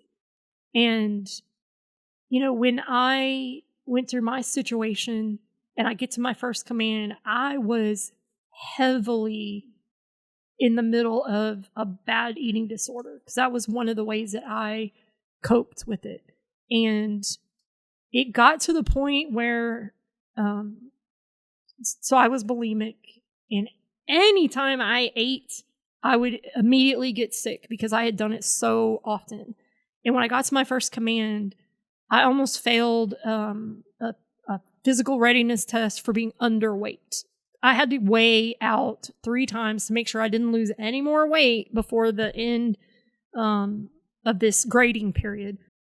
And back then, if you sought help for an eating disorder, they could not kick you out for it. If they suspected it and they came to you, you could be kicked out for it. So I'm like, okay, I can't control this anymore. I need help. So I went to a female petty officer, higher rank than me, and I asked her, I told her, this is going on, and I think I need help. And she's like, okay, let me see what I can do. I don't know who she talked to, who she went to, or whatever, but they decided, okay, when we get to our first port, which was Japan, and that was a place that we used to go to all the time. So it was almost like our home away from home. And they were like, when we get to Japan, we're going to recommend you go to anger management class. And I'm like, what? I'm like, why? The fuck does that have to do with eating? Exactly. So they were like, we think it'll help you deal with your emotions or whatever. And I'm like, okay, fine. And they're like, so when the class is over, we want you to go talk to the instructor and tell them specifically what's going on with you to see what else they can do, what other treatments or what other programs are there out there. So I'm like, okay, fine. So I go through this anger management class. I'm thinking it's stupid the whole time. I don't want to be there. And I wait for everybody to leave when the class is over, and I'm kind of lingering, and we go back to the person's, I don't even remember if he was a sailor or a civilian. I really don't remember. I just know it was a guy teaching, and we go back to his office. He was like, so what's up? He's like, I was told that you needed to talk to me after class. And I'm like, yeah. And I told him about this eating disorder, and that's the whole reason that I'm there. And I was like, I don't understand why they sent me here, but we're here. Mm-hmm. Yeah. And he was like, what do you want me to do about it? And I remember being instantly, like, my face flushed. I was so humiliated, really. I felt stupid for being there, because it's like, I came to you for help, and you're like, what do you want me to do about it? I can't do anything for you. And I was like, not a goddamn thing. And I got up and I walked out, because I'm like, I came to you for help and you treated me like this. I don't need you. And I never asked for help for that again, and to this day, I still deal with it. When I feel like my life is super out of control, that's something that I do to get that control back. So that's my my diagnosis for that is an other eating disorder, because mine isn't to lose weight. Mine is to get back control that I feel like I've lost. Kind of like when people hurt themselves or cutting, it's to get back that control. It's a pain you can control. And it's one thing that I did to deal with it. So another thing that I did, some people turn to drugs, some people turn to alcohol. I did turn to alcohol, but another thing I turned to was extremely reckless behavior. I was very promiscuous at the time. I didn't care because I'm like, you can't hurt me. The worst has already happened, and anytime that somebody that I might be involved with briefly would catch feelings, I'm out. It's like, yeah, I'm good. I don't need any of this. I'm not in for that. Nah. And I had a really, really hard time forming relationships for that reason. It's that thing where, okay, you get hurt, so you're going to be gun shy about being hurt. And, that's a normal hesitation, but this was different because I instantly would go through a bad depression over it because in my mind, it's not real, because my first experience with love wasn't real, so in my mind, it's never real. None of it's real. And I did eventually get married when I got out of the military to somebody who was a very, very close friend of mine from my first boat, and wound up getting divorced from an infidelity situation. And I remember telling my mom, because divorce is depressing anyways, but I can remember specifically telling my mom, I don't believe in love. Not the kind of love that you guys talk about, like romantic love. That does not exist in my world, and my definition of love now is two people that can tolerate each other. It's like, I'm not going to bail because you snore, or whatever. To me, that is my definition of love. But when you start getting all touchy-feely and start saying the words and talking nice to each other, it makes me want to puke because I feel like it's insincere. Whether it is or not sincere, it feels wrong because of my situation back then. That's the first thing you knew was insincere love. Yes. And, it was just something that I just dealt with it. It's like, it is what it is. Lifetime Channel, I had a roommate when I was stationed in Florida that she was an Army chick and she loved the Lifetime Channel. And every single freaking show is a romance-related show. And I'm like, I literally would rather stab my eyes out than to watch this. Or I would make like fake puking noises, when I'd walk by and she's like, why do you have to ruin everything? And I'm like, this is stupid. It's not real. Like, why do you like this stuff? And anyway, I can't stand when people kiss on TV because, like I said, that is a trigger for me. And I was talking to my therapist, which I'll get into that later, but it feels stupid to say it out loud, you know what I mean? And I guess it's embarrassing to me because it sounds so dumb for that one thing to be a trigger, but there are other things that may trigger you from a traumatic experience. And another funny thing would be shoestring French fries and cheese, like, cheese fries or whatever. That smell reminds me of the E Club back then. So certain smells trigger memories. Recently, this past year, I went on a little mini vacation with my mom and my kids and my nephew and heard a song in this restaurant from back then. And I instantly got like this tunnel vision. My face flushed. My heart went crazy. I started crying. But I was trying to not let anybody see me. what the hell just happened? And it was a song from back then that we used to listen to. I wouldn't say it was our song, but maybe it was. Maybe that's why it affected me so much. And I didn't realize I was singing along with it at first, and then it dawned on me what the song was, and I was like, oh shit. And yeah, that was the first time that I had experienced from a song, from music, that particular response. So there are unexpected triggers, that'll happen, that'll make you go back to that day, make you go back to the way you felt when that happened, Welcome to the world of PTSD. Because everything you just described is PTSD. Yes. And I always felt dumb talking about it out loud. I always felt like PTSD, my definition of that was combat related.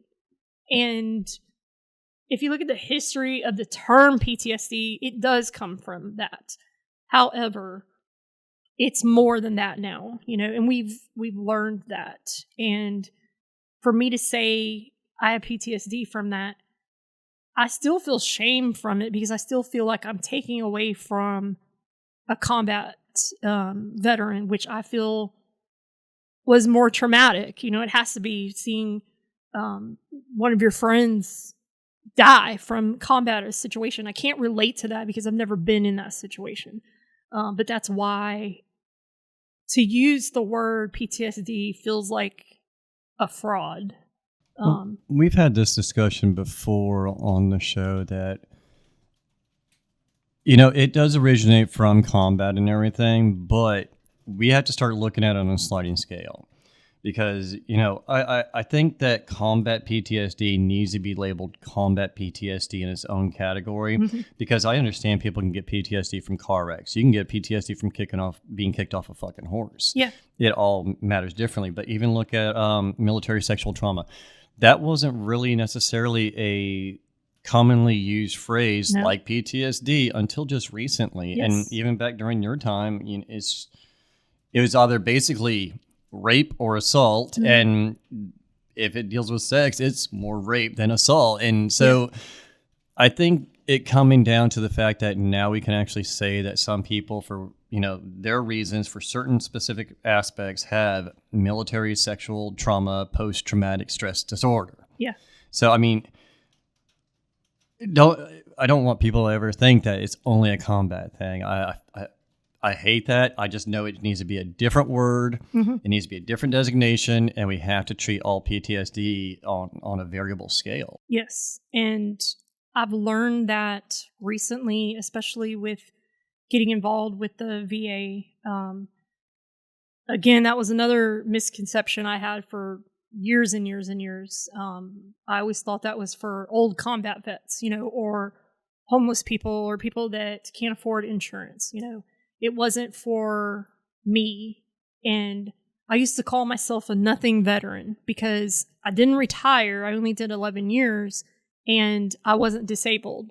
I was a veteran, but I'm just a veteran. That's how I used to see it. And better than being just a civilian. Yeah. You never signed up. And I never held what happened to me against the Navy, because it wasn't the Navy's fault. I am proud to be a veteran, and that is a humongous part of my identity. And that's one of the first things that I always say, like when you tell me a little bit about yourself, that's one of the first things I always say, I'm a Navy veteran, because I'm proud to be a veteran regardless of what happened to me, because I did have great times. I got to see so many different places, I got to experience things I never would have experienced here in Polk County, Texas, little bitty rinky-dink town that I graduated from. That's, I think, the biggest reason I joined the military in the first place, was to get away from that small town mentality, and look where I wound up, living right back in Polk County. I did the same thing. But I'm glad to be there now, whereas I made a blood pact when I left that there's no way in hell I'd ever live there again. And I can't imagine being anywhere else because it's close to my family. But But I went long periods of time before I would come home on leave because it just wasn't important to me because high school sucked for me as far as that social structure. And being in the military changed my entire social dynamic, to where certain commands, I was one of the popular people. That had never happened to me in my life, and you could have somebody that was practically homeless and somebody that was silver spoon up their ass, and they'll be best friends who they never would have hung out, met, or even spoke to each other outside of the military, because those social dynamics don't mesh together, in rare circumstances, of course. But I'm saying in the military, all of those things are dropped. We are all the same because we're all serving together. I don't care how you grew up or where you came from or whatever. All I care about is how are you now, And I think another thing that I loved about being in the military was every single time that I switched commands or went somewhere else, I could be whatever the hell I wanted to be. And nobody knew old me, That was a big thing for me after Hawaii, was being able to be somebody else. Gain a new identity. Exactly, because I could not get away from that when I was in Hawaii. Like, that stigma followed me around no matter what. But when I finally got to leave that island and go somewhere else, I could be whatever I wanted to be. And when that started getting a little stale, I'd move on to another command. I could be a whole nother person, So I think that was a big deal for me. And when I got out of the military and I started working in the civilian world, that kind of, I missed that part of it. And I'd only stay at a job 5 years max for the exact same reason, is that I'm tired of this. I want to be somebody else, and I don't know if anyone else experiences that, but I have to move. I'm so used to moving because I was military brat. We moved all the time. Be in the military mood, spouse in military moods.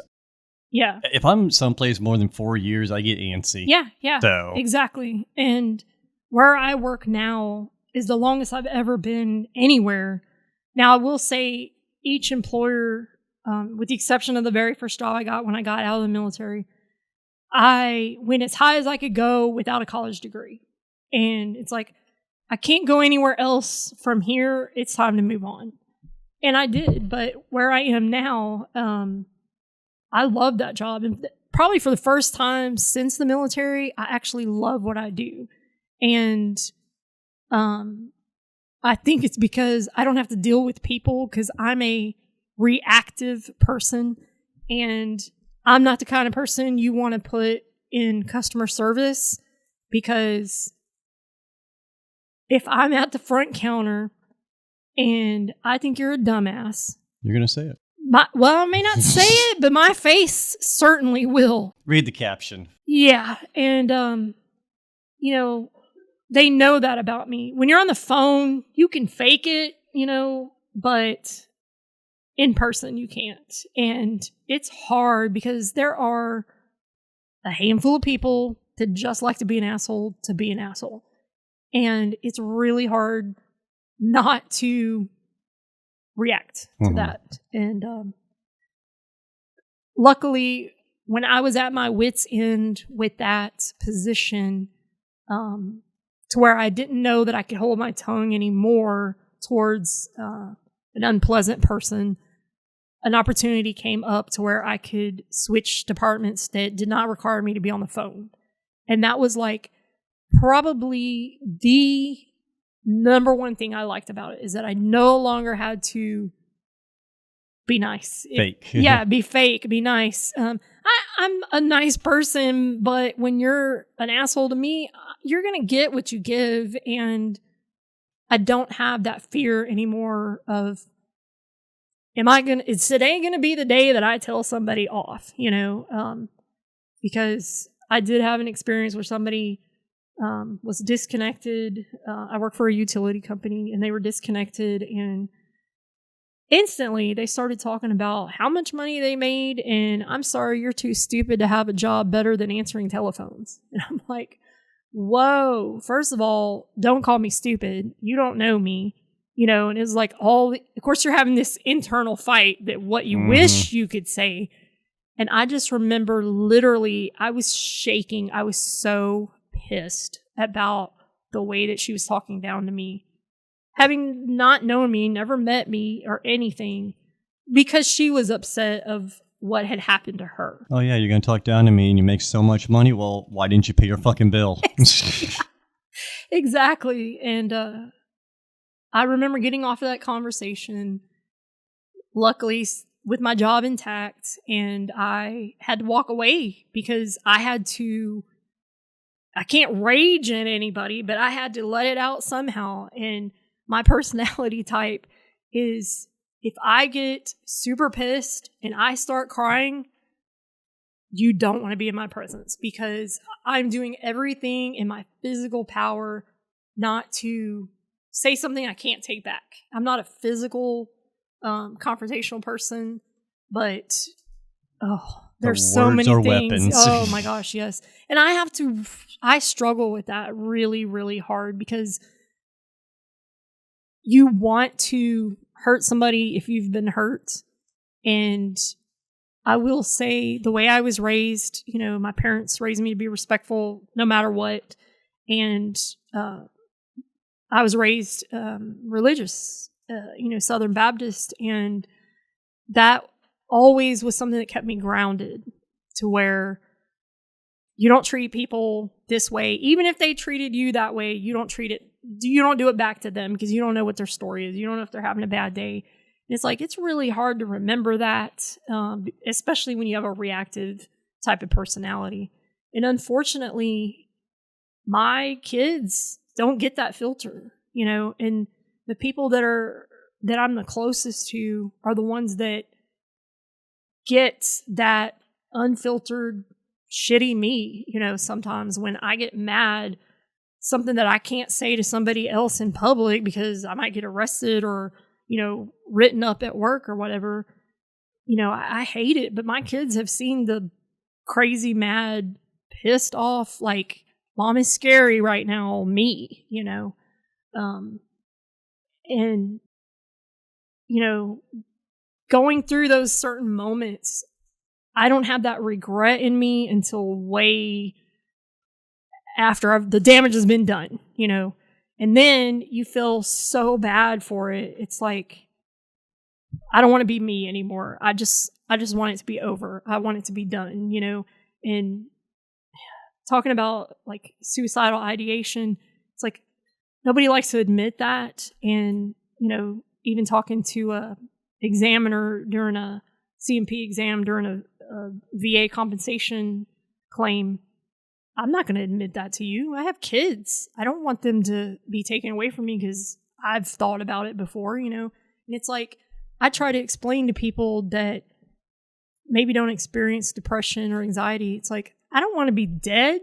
I just don't want to feel like shit anymore. I don't want to feel worthless anymore. I don't want to feel these feelings anymore. I very much want to be alive, but I don't know how else to take away that depth of emotion. Well, it's like even with a lot of different pain.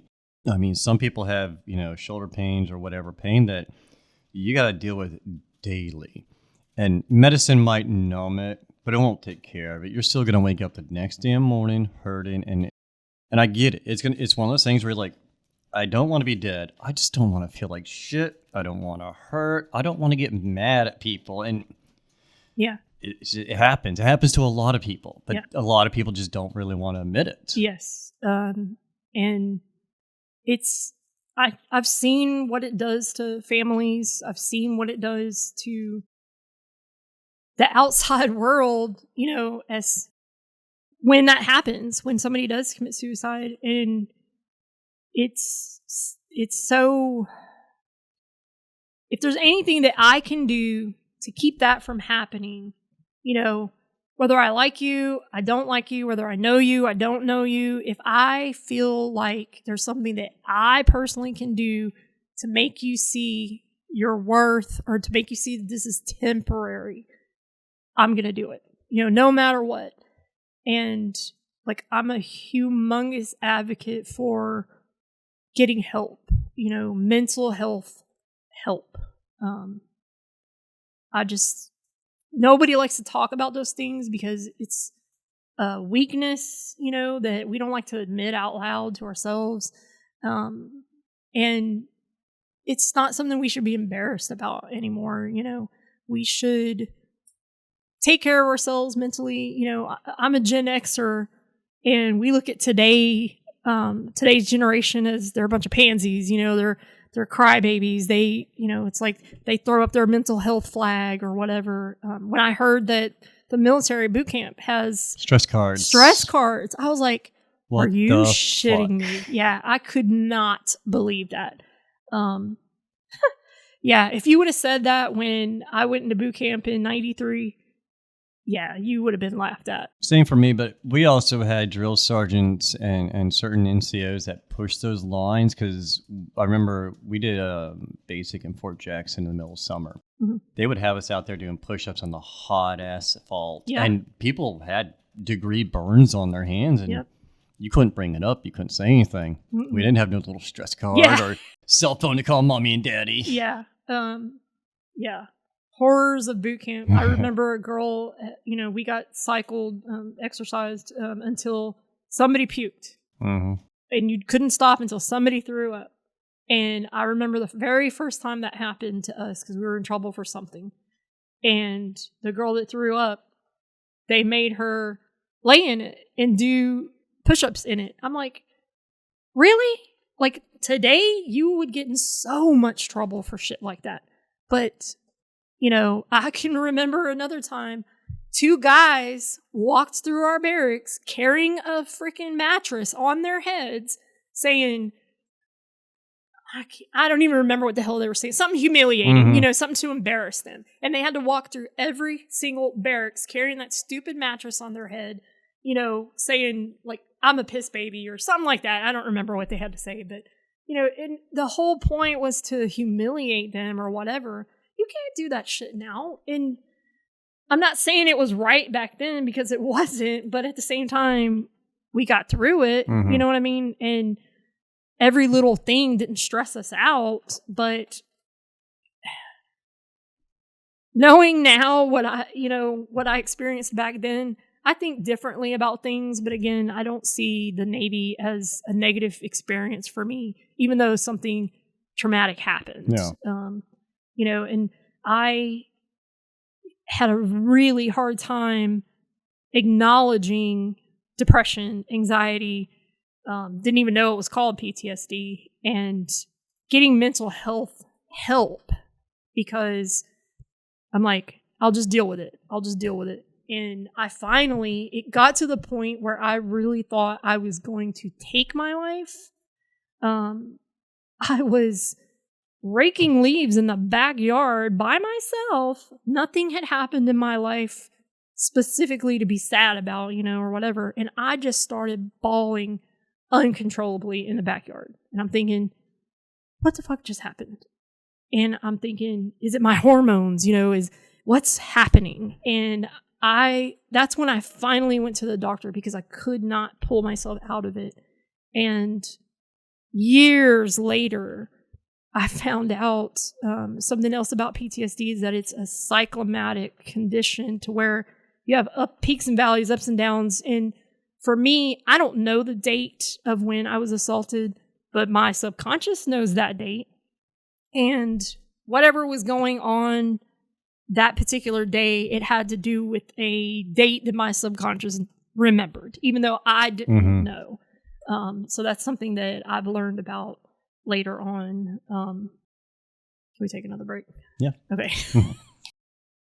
So one thing that I want to get across to anybody in general, but especially veterans, because I feel like we have this inner stereotype that we have to be tough, or we have to be stronger than everybody else, and things don't bother us. It's okay to not be okay. And I have very, very close friends that, they went through the veterans, the VA, and they filed for compensation for different conditions, and I always had this negative stereotype that that's just for combat veterans, or that's just for people that don't have insurance, or, and I've always had a job when I got out of the military that had medical insurance. So it's like, I'm taking away from somebody else is how I always saw it. And then whenever I found out that they were granted compensation, I remember, admittedly, I thought negatively of it. I'm like, you're taking away from somebody else. That was always my thought process, is you're taking it away from somebody else that needs it more. And there was no way I was going to put myself in that situation. And I had a coworker that was a guy that was Air Force veteran that I wouldn't say every day, but, he had his own journey that he was going through, the VA and just getting medical treatment in general. But then, when the PACT Act was instilled, that was something that I fell under. Looking at my DD-214, I have that Southeast Asia designator on my DD-214. So I'm automatically eligible for VA treatment. Whether I have to pay for it or not is one thing, but I could at least be seen by the VA. And I'm like, okay, well, if I'm going to have to pay for it either way, I may as well just use my civilian doctor and my regular medical insurance. And they were like, you could do that, or you can start the process here.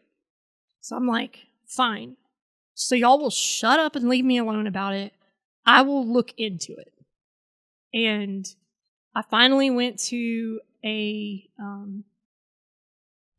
conference. I think they had this big job fair. It was that type of situation. And they had VA representatives to where you could see if you were eligible to do it.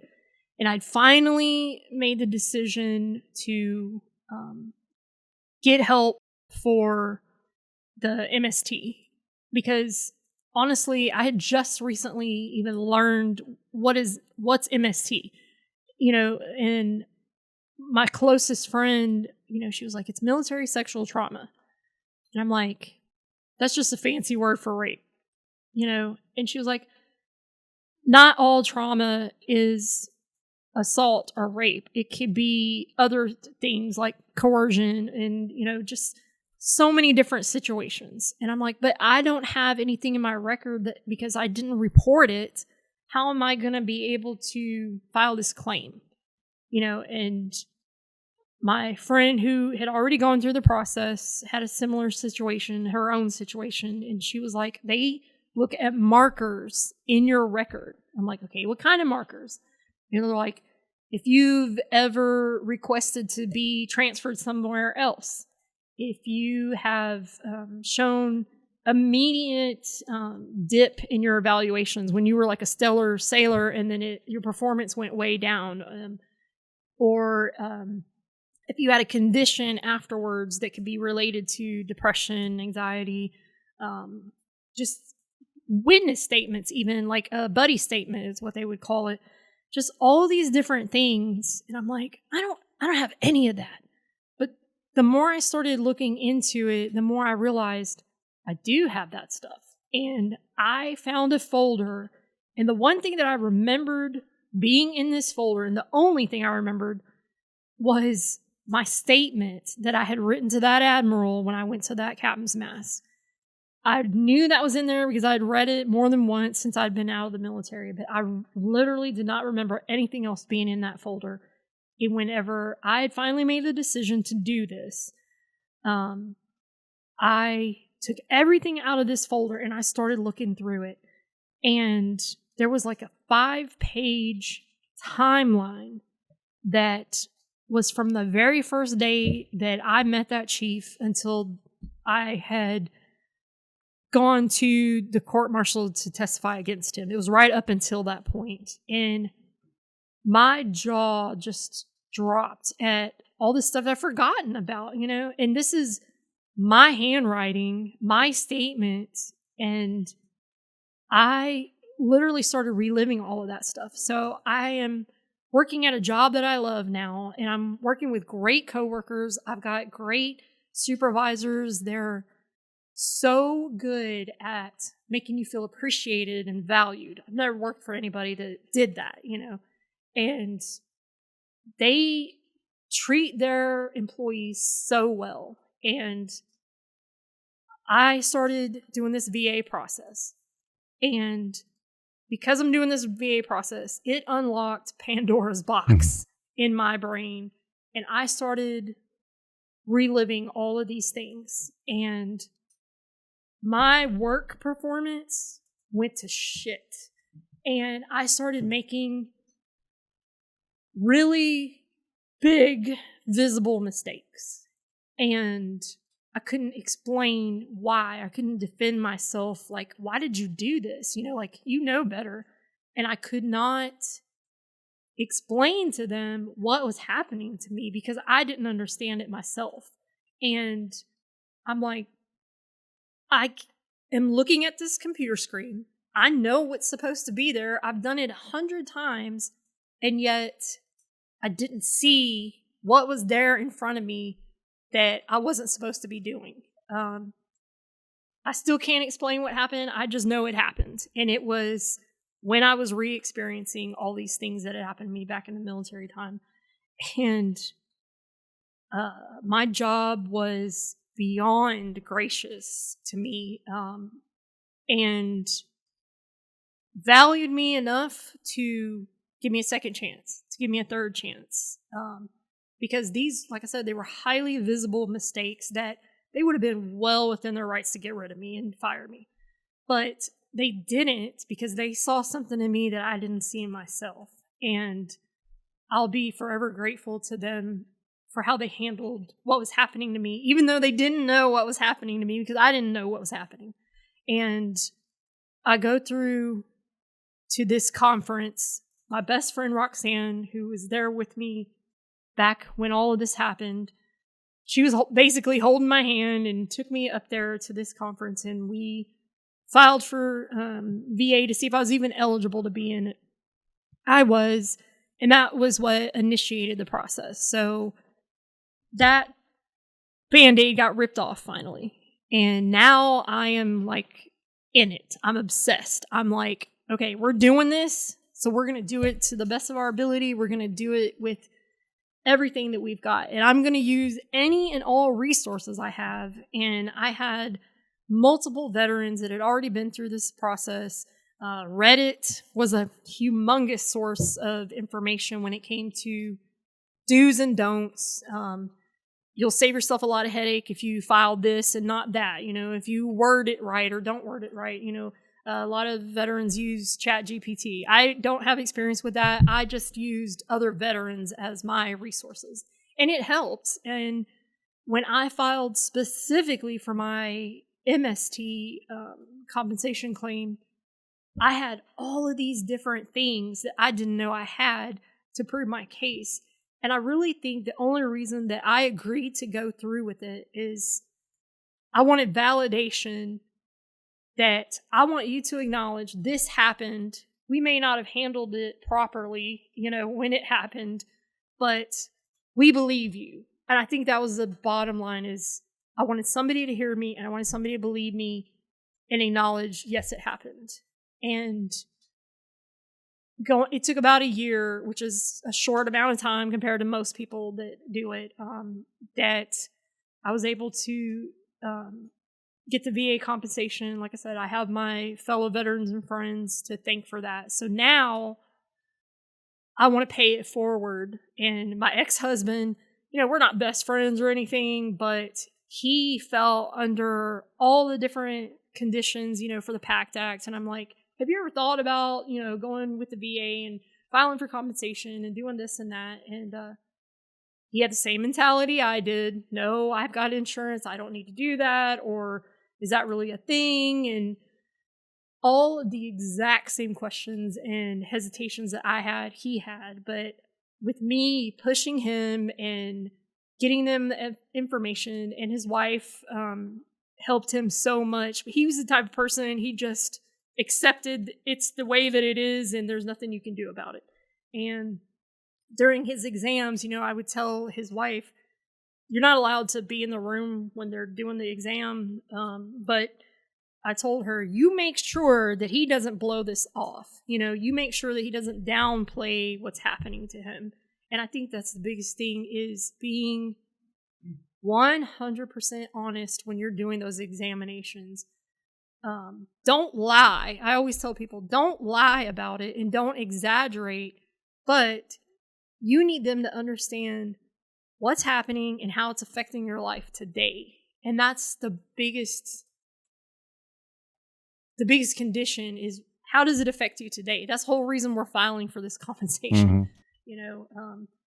I got pushed into therapy from the VA, or I felt pushed by them. And I was so super hesitant. I'm like, that's for crazy people, or that's for people that can't get their shit together. Like, I'm not reliving that. I don't want to talk about my feelings. I don't talk about feelings to anybody, let alone a stranger. Well, they had me get with a video psychologist, and it was a woman.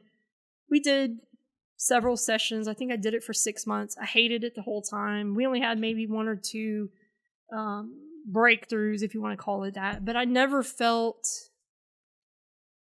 super comfortable with her. And I had another reevaluation with the mental health department with the VA, and talked to the psychiatrist there, and he was like, yeah, I think we need to swap some things up. I think you need to be on different meds, more of this med, and I really think you need to continue the therapy.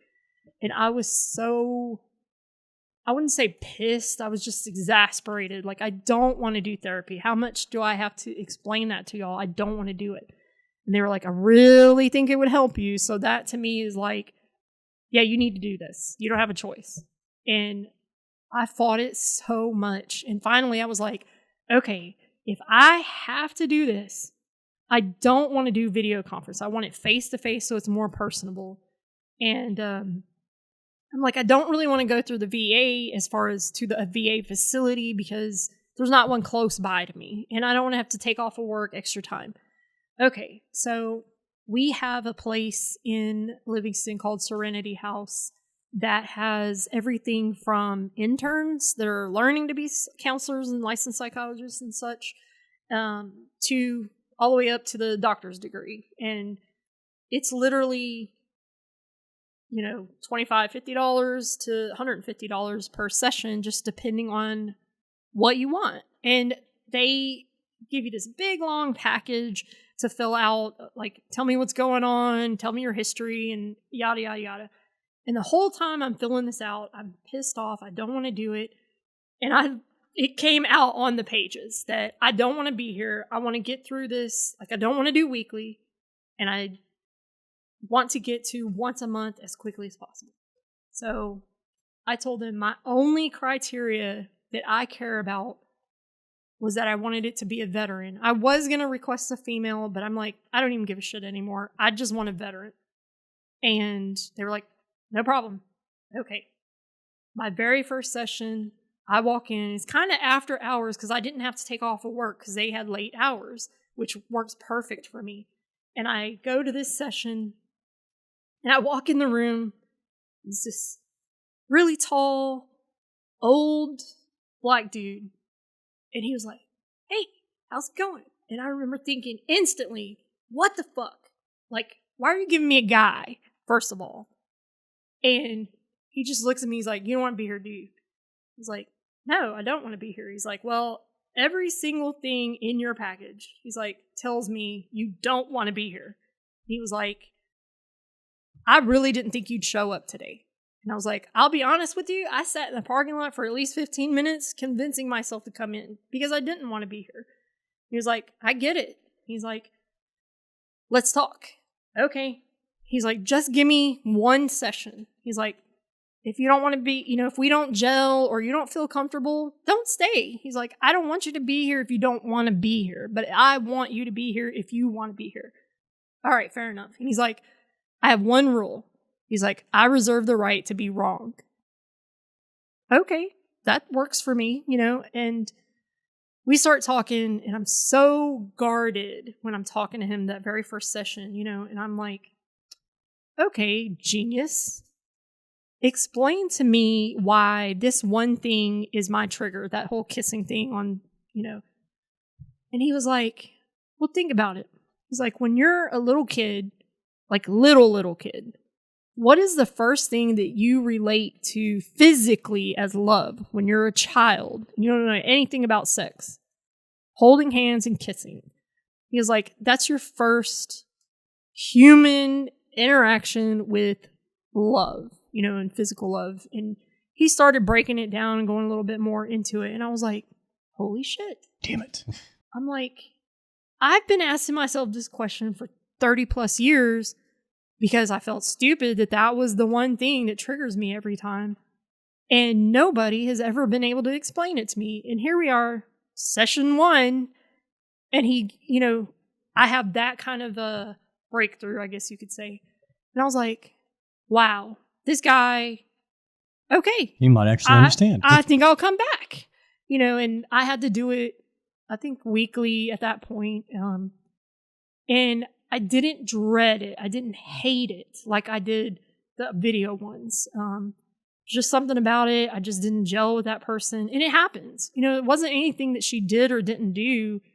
But I think what made all the difference for me was asking for a veteran. Because there's an unspoken thing between veterans that I don't have to explain this shit to you because you understand it. You get it. We could be different branches of the service because he's an Army veteran. I'm Navy. Of course, we got our little Army-Navy rivalry and we poke fun at each other. But I don't feel like I have to censor myself when I talk to him. I don't have to not curse because, he's a superior, he's an authoritative person. You don't have to walk on eggshells. I can be me. And what's the point of going to therapy if you can't be yourself? If you feel like you have to hold something back, you need to find a different therapist. And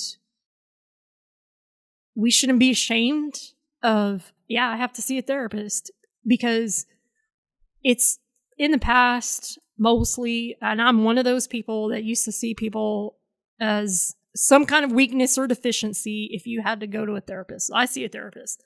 Oh, why? Did your mommy not hug you enough when you were a kid or whatever? We make fun of it because it's embarrassing, but I'm not embarrassed by it anymore. When I used to be, but now I'll be the biggest advocate for somebody getting that kind of help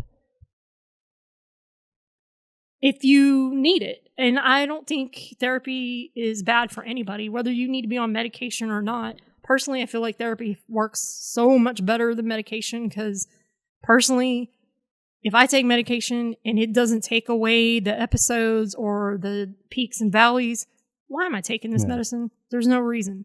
But going to this therapist has helped me so much. And, it got to the point where the VA has that little trial period of, we'll say 6 months that they'll pay for it.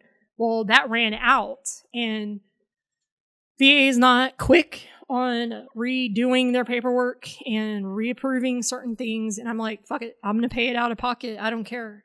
And I've been going ever since, paying out of my own pocket for it. And it's been probably the one thing that's helped me the most. And he also specifically has several other MST patients, that he'll talk about as far as not them, but behaviors that we have.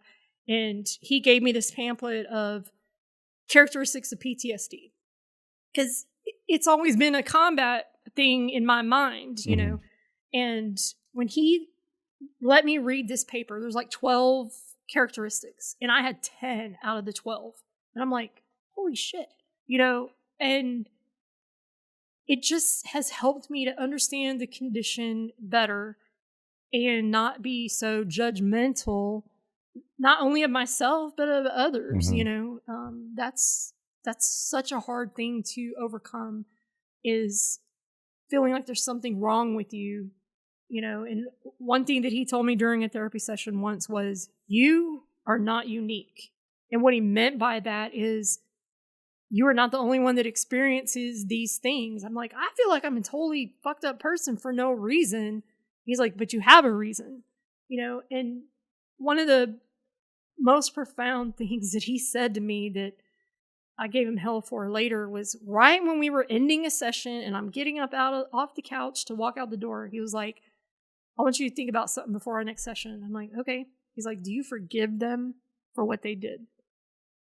And I'm like, what? He's like, I want you to think about that. And when I came back, I was like, I nothing them. I don't think about them. I was like, I don't know what that word means in this context. And I didn't know until now. I didn't know what that meant because I never wasted my time thinking about them or thinking about that situation. And the more I started talking about it, the more pissed I got about it, And I'm like, I don't wish anything bad to happen to any of those people, but I will say, I hope some of them had a daughter at least, and they thought about what they did. And I hope to God that never happens to somebody in their family or somebody that they know, but I hope that they've thought about what they did when they were 20 or 18 or whatever, and maybe they have regret from it because, I've had to deal with it all this time.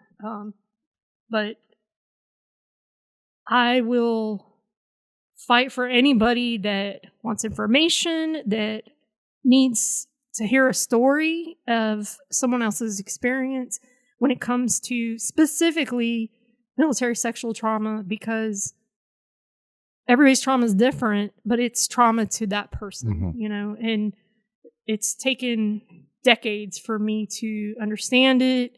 And I think the biggest thing was forgiving myself. And my therapist was like, that is where I wanted you to go with it when I asked you that question, and I don't think I really have 100% forgiven myself for the situation, because I'm always going to have that blame. Just like I had guilt when I filed for the VA compensation, I felt like I was taking away from somebody else. And if you're experiencing that now as somebody that's just getting into possibly filing for compensation, if you're eligible, or just getting VA treatment as a medical facility, it's not a charity. It's not you looking for a handout. It's you earned it when you served in the military, and that's a really hard thing for some of us to remember is I'm a veteran, you're a veteran, they're a veteran. If you qualify, take advantage of it, because that's why it's there. That's why it was created. Not everybody has good experiences. Actually, I hear, unfortunately, more bad experiences than good ones. But there are good ones out there. And if you don't feel like you're being believed or treated fairly or getting the treatment that you want, say something. That's the biggest thing, is that we don't say anything. And I encourage people to speak up and you are your best advocate. I was about to say, then you beat me. Yeah. If you don't advocate for yourself, how can you expect somebody to do it for you? So, I think overall, that's my number one thing I wanted to get across today when I shared my story is you're not alone. It happens. It's not your fault. That's the big one. That's fucking hard to swallow, is that it's not your fault. No matter what the situation was, it's not your fault. And it's like, I knew all the right things to say to somebody else in that situation, but when it came to saying it to myself, I couldn't do it because I didn't believe it.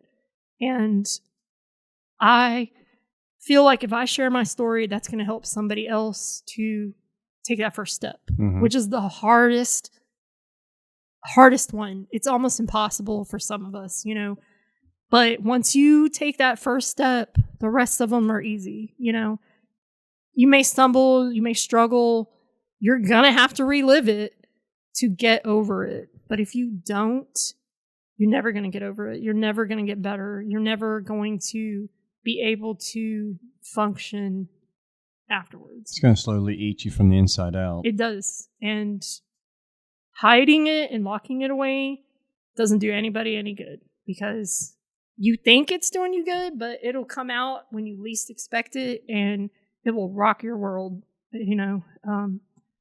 And I personally will support anybody. I'll give you the information. If I need to go in there with you, I'll do it, because that's how strongly I feel about it.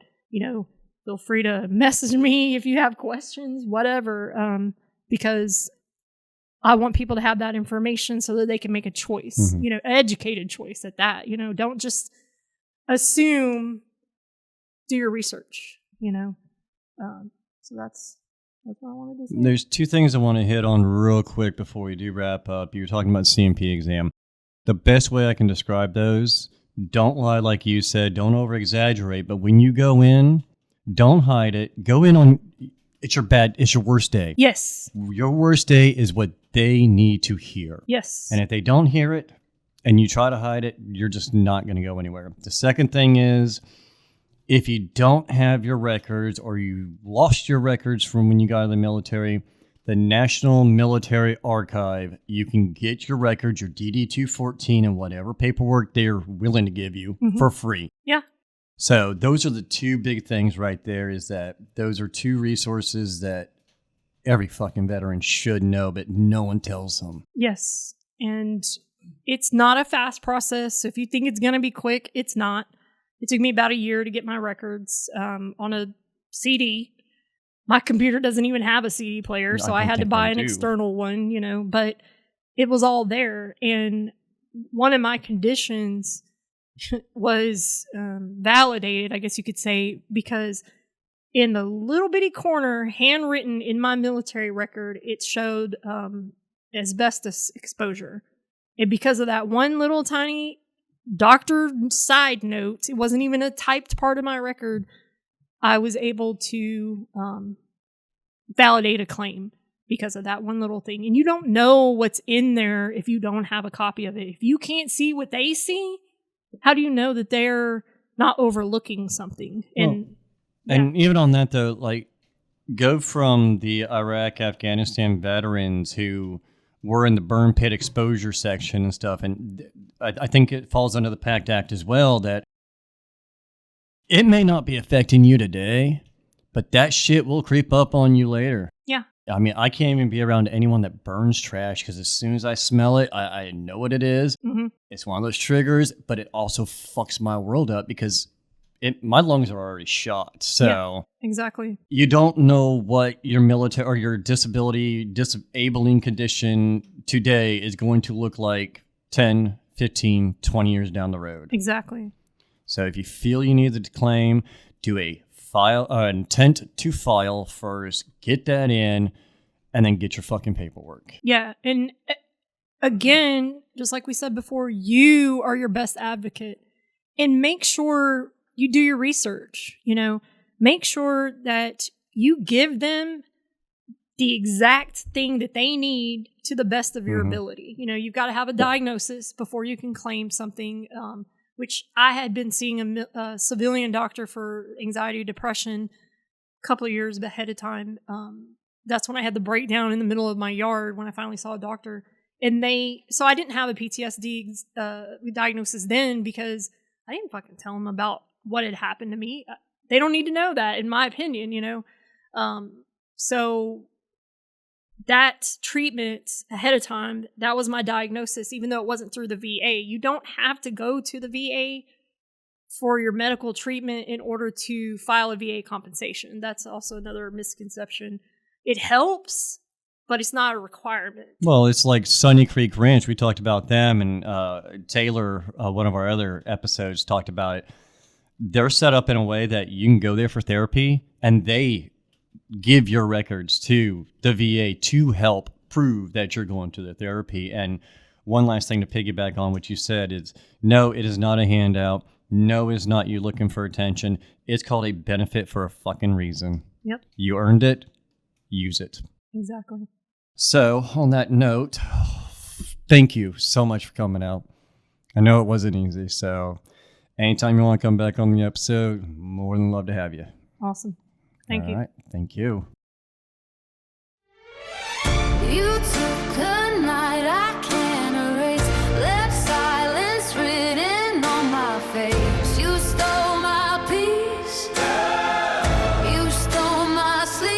she never took me out.